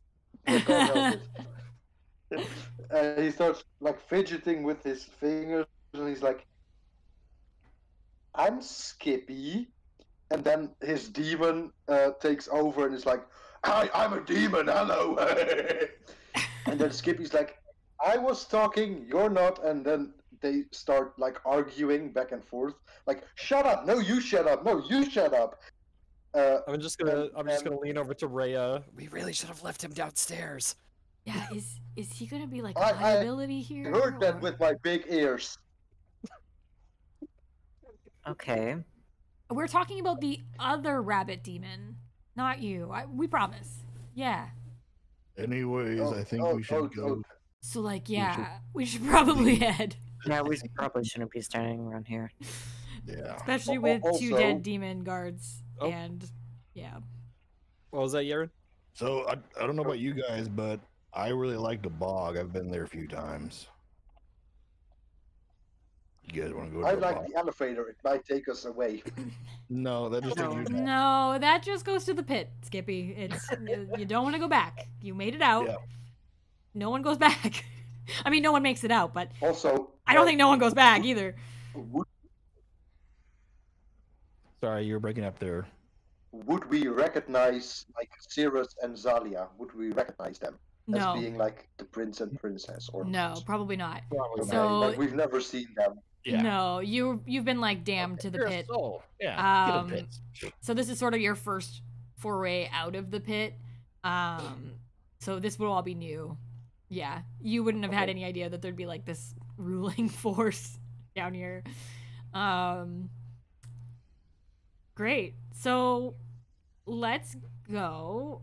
I think Franklin might be right. I think heading out of town first might be a good idea, just to let things cool off. Ideally, nobody comes down here for a while, and maybe nobody notices that Cirrus never made it to the pit. You know, maybe we can hope, right? I highly doubt that Father will just not notice, but we can certainly hope. Were Can those we, can we his drag guards? can we Was drag it- the bodies into the elevator and send it back down? Yes. that'd be great. I was gonna say that. You all like slowly drag these huge demons into the elevator. Do you want to like steal their weapons or anything? Like both of them have. Yes. Yeah, okay. Fuse I wants to will search loot them for them. money. Okay. Yes, I will. I was gonna search them for money. God damn you. You take one, I'll take the other. Okay. Okay, I'll search the other one. I search for Can hands. can I see if any of them has like a first aid kit with them? Yeah. Everybody, roll me investigation checks on these bodies, and I'll let you know what you find. Dice. Okay. I find a 2. I also have a I- 2. I find a 9. I have a Ooh. 21. Hey. 13. Ooh. So you don't find a ton, but like they already did have weapons. So they have the two swords. There's one more dagger on the other one that was destroyed by Remus. So there's another kind of magical dagger. The two swords are similar, like sort of regular sword, but with like a magical addition. So they're each like a +1 to a sword attack, a general sword attack. And then they don't have like a lot of money on them or anything like that. Hell doesn't really have like a good amount of currency. It's more like how much power you have. So they're not really carrying any type of currency on them. None of these soul coins. No, Okay. it's like the soul coins sound a little bit more rare than Okay. what you would expect. So they're not like a really regular currency that they have down here. What else were we looking for? A hand. I found a chain, so I didn't find their hands. Yeah, I don't see them. like I mean they have hands. I don't see them. I They're don't just see maybe it. like you're like, Also- "Ugh, I don't like these hands." If you guys listen very carefully, that is a roll of the Ken's Tavern dice. They just came in. Oh yeah. Hey. That's amazing. Yay. That's super The exciting. best. The best I, stuff. I, I knew Also, the sounded first better time I rolled than it was I that one, so I'm like, okay, I'm not rolling these six. All right. Amazing. Let's try these new dice. Nat Exactly. one. Exactly. Bad dice, bad It's dice. getting it. It's got to get out of the way. It's had a traveling. It's been a Yeah. while, so it just has to. Yeah. They're a little rusty. Just They tired. gotta- Yeah, yeah. yeah. Jet lag. Yeah, just treat them well, and they'll come back. Um, so you all pull these bodies into the elevator. You hit the down button that's very clearly labeled down. Anybody wear their armor before we send them down? Oh yeah, they have some scale mail. If anybody can wear Right. that. Hey, I fighter. cannot, but I do fighter, have some can you wear? healing Can potions I if wear anybody it? needs Can some. you wear it? I don't. How do you look at and I don't see know. if I can wear scale mail? Yeah, as a fighter, you Would that be like as a druid, you probably wouldn't, but as a fighter, Yeah, but you as a might. fighter, you might. I'm Yeah. going to check here. I can wear heavy armor. Heavy armor. Yeah, there you go. Sweet. Oh, yeah, I can. yeah, you could then. Yeah. The scale mail is mine. All right, so scale mail goes to Cirrus. The other one also has one, so both have scale mail. Is it just regular scale mail? I think so. That's all it said. It just said scale mail. Okay. Well, Didn't say anything if nobody else wants the scale mail, I'll take it. For the little gnome. It's Just this giant demon. On second thought, it might be a Demon little mail. big. Never mind. I mean, you are I'll like take a the dagger. tinkerer, though. You could possibly like keep it and fix it up to be your size eventually. Don't really have the tools here, but if nobody else wanted it. No, I can't use it. I can only use leather. If nobody else wants it, I'll take it and stuff it in my pouch. Cool. Wait, No. Your pouch. take your scale mail off. It's worse than the armor class that you had before. Oh, is it? Okay. No, Cirrus. Oh, serious? It's actually the same. So it says the AC for chainmail is 16, while the scale mail is 14. Oh well, I put it on and it didn't change the armor class, but I guess I'll keep it on the chainmail. Cool. Well, Darn scale you got mail. some scale mail. Maybe it can be traded for something. It's not. It's yeah, exactly. Yeah. And I We don't. can Yeah, trade Xylia it wouldn't wear it. She's a It looks bird, so it wouldn't really make any amazing sense. on you. Thank you. Cool. Also, the guards didn't have like a first aid kit on them or anything, right? No, they didn't have a first aid kit. I Yeah. do have 5 potions of healing if anybody needs one. I seriously. I was just looking for. What's in this bag here? I start poking in Fuse's bag. I am actually gonna pop one of those potions though, because I'm still kind of low. So if we get into another fight, I'm dead. So I'm gonna take one of my potions of healing. Perfect. Okay. Yeah, you can take your potion of healing. You all send these bodies back down into the pit, collect what you can off of them, and yeah, the tunnel stretches out in front of you back towards the castle of the rulers of Hell and back into the city of the seat of Hell.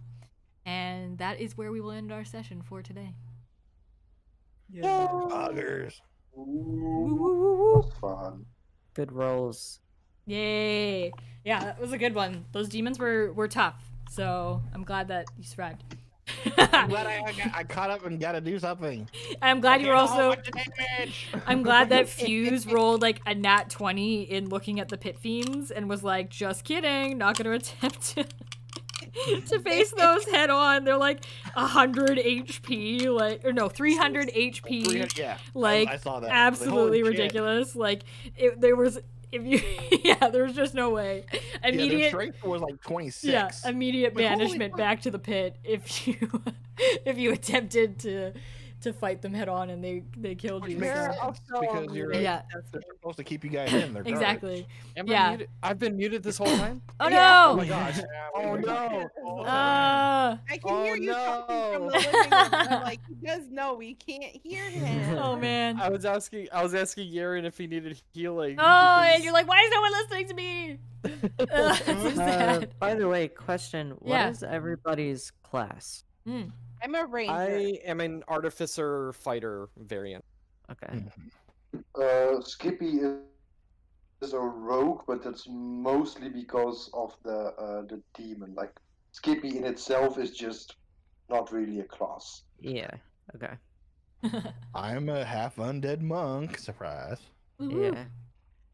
So Okay. like the way I play Frank, yeah. Sorry, Butterfly. What's yours? She's a half elf ranger. Ranger. Okay. Yeah. That's a pretty well-rounded group because we got 2 half fighters. We don't have much of a healer though. That's what. Xylia's a bard, so she does actually have some healing stuff. Well, Yeah. Fuse has like 2 healing spells left. yeah, Rhea has cure wounds, and I can cast that on anybody. Yeah, Xylia has That cure would hurt- I wounds think- I and think that would healing hurt me. word as well. Does cure wounds hurt Franklin? Like, does it hurt undead? Oh, I don't know. Let's Um, see. I don't think I'd have to look so. It doesn't say. I know some. Oh, it has Your no spell has effect. no effect on undead or constructs. Yeah. All right. So Yeah. yep. So fuck me. How's, Yeah. how's my do I my flying heal? machine doing? It God. went past Xylia and Franklin, so we're not really sure where it's ended up. Okay, it's probably gone, but that's fine. It's like in the castle. Who knows if it made it out just alive? flying around the hallways. Yeah, exactly. Just hit the demon lord. Yeah, it hit Thosamund in the face. Just yeah. Yeah. Hopefully it took him out. Yeah. That'd be nice. Yeah, you come back into the castle and everybody's like dead. Just be like, just this flying machine is just bounced around and taking everybody out. Just no one's left. Exactly how I planned. Exactly. Yeah. Completely as planned. So one thing that I kind of do with Franklin is I play him very like submissive and like what do you call that, sluggish, or he's very slow in Yeah. general. Yeah. But then, And anytime then he's when he in wants combat, to. Yeah.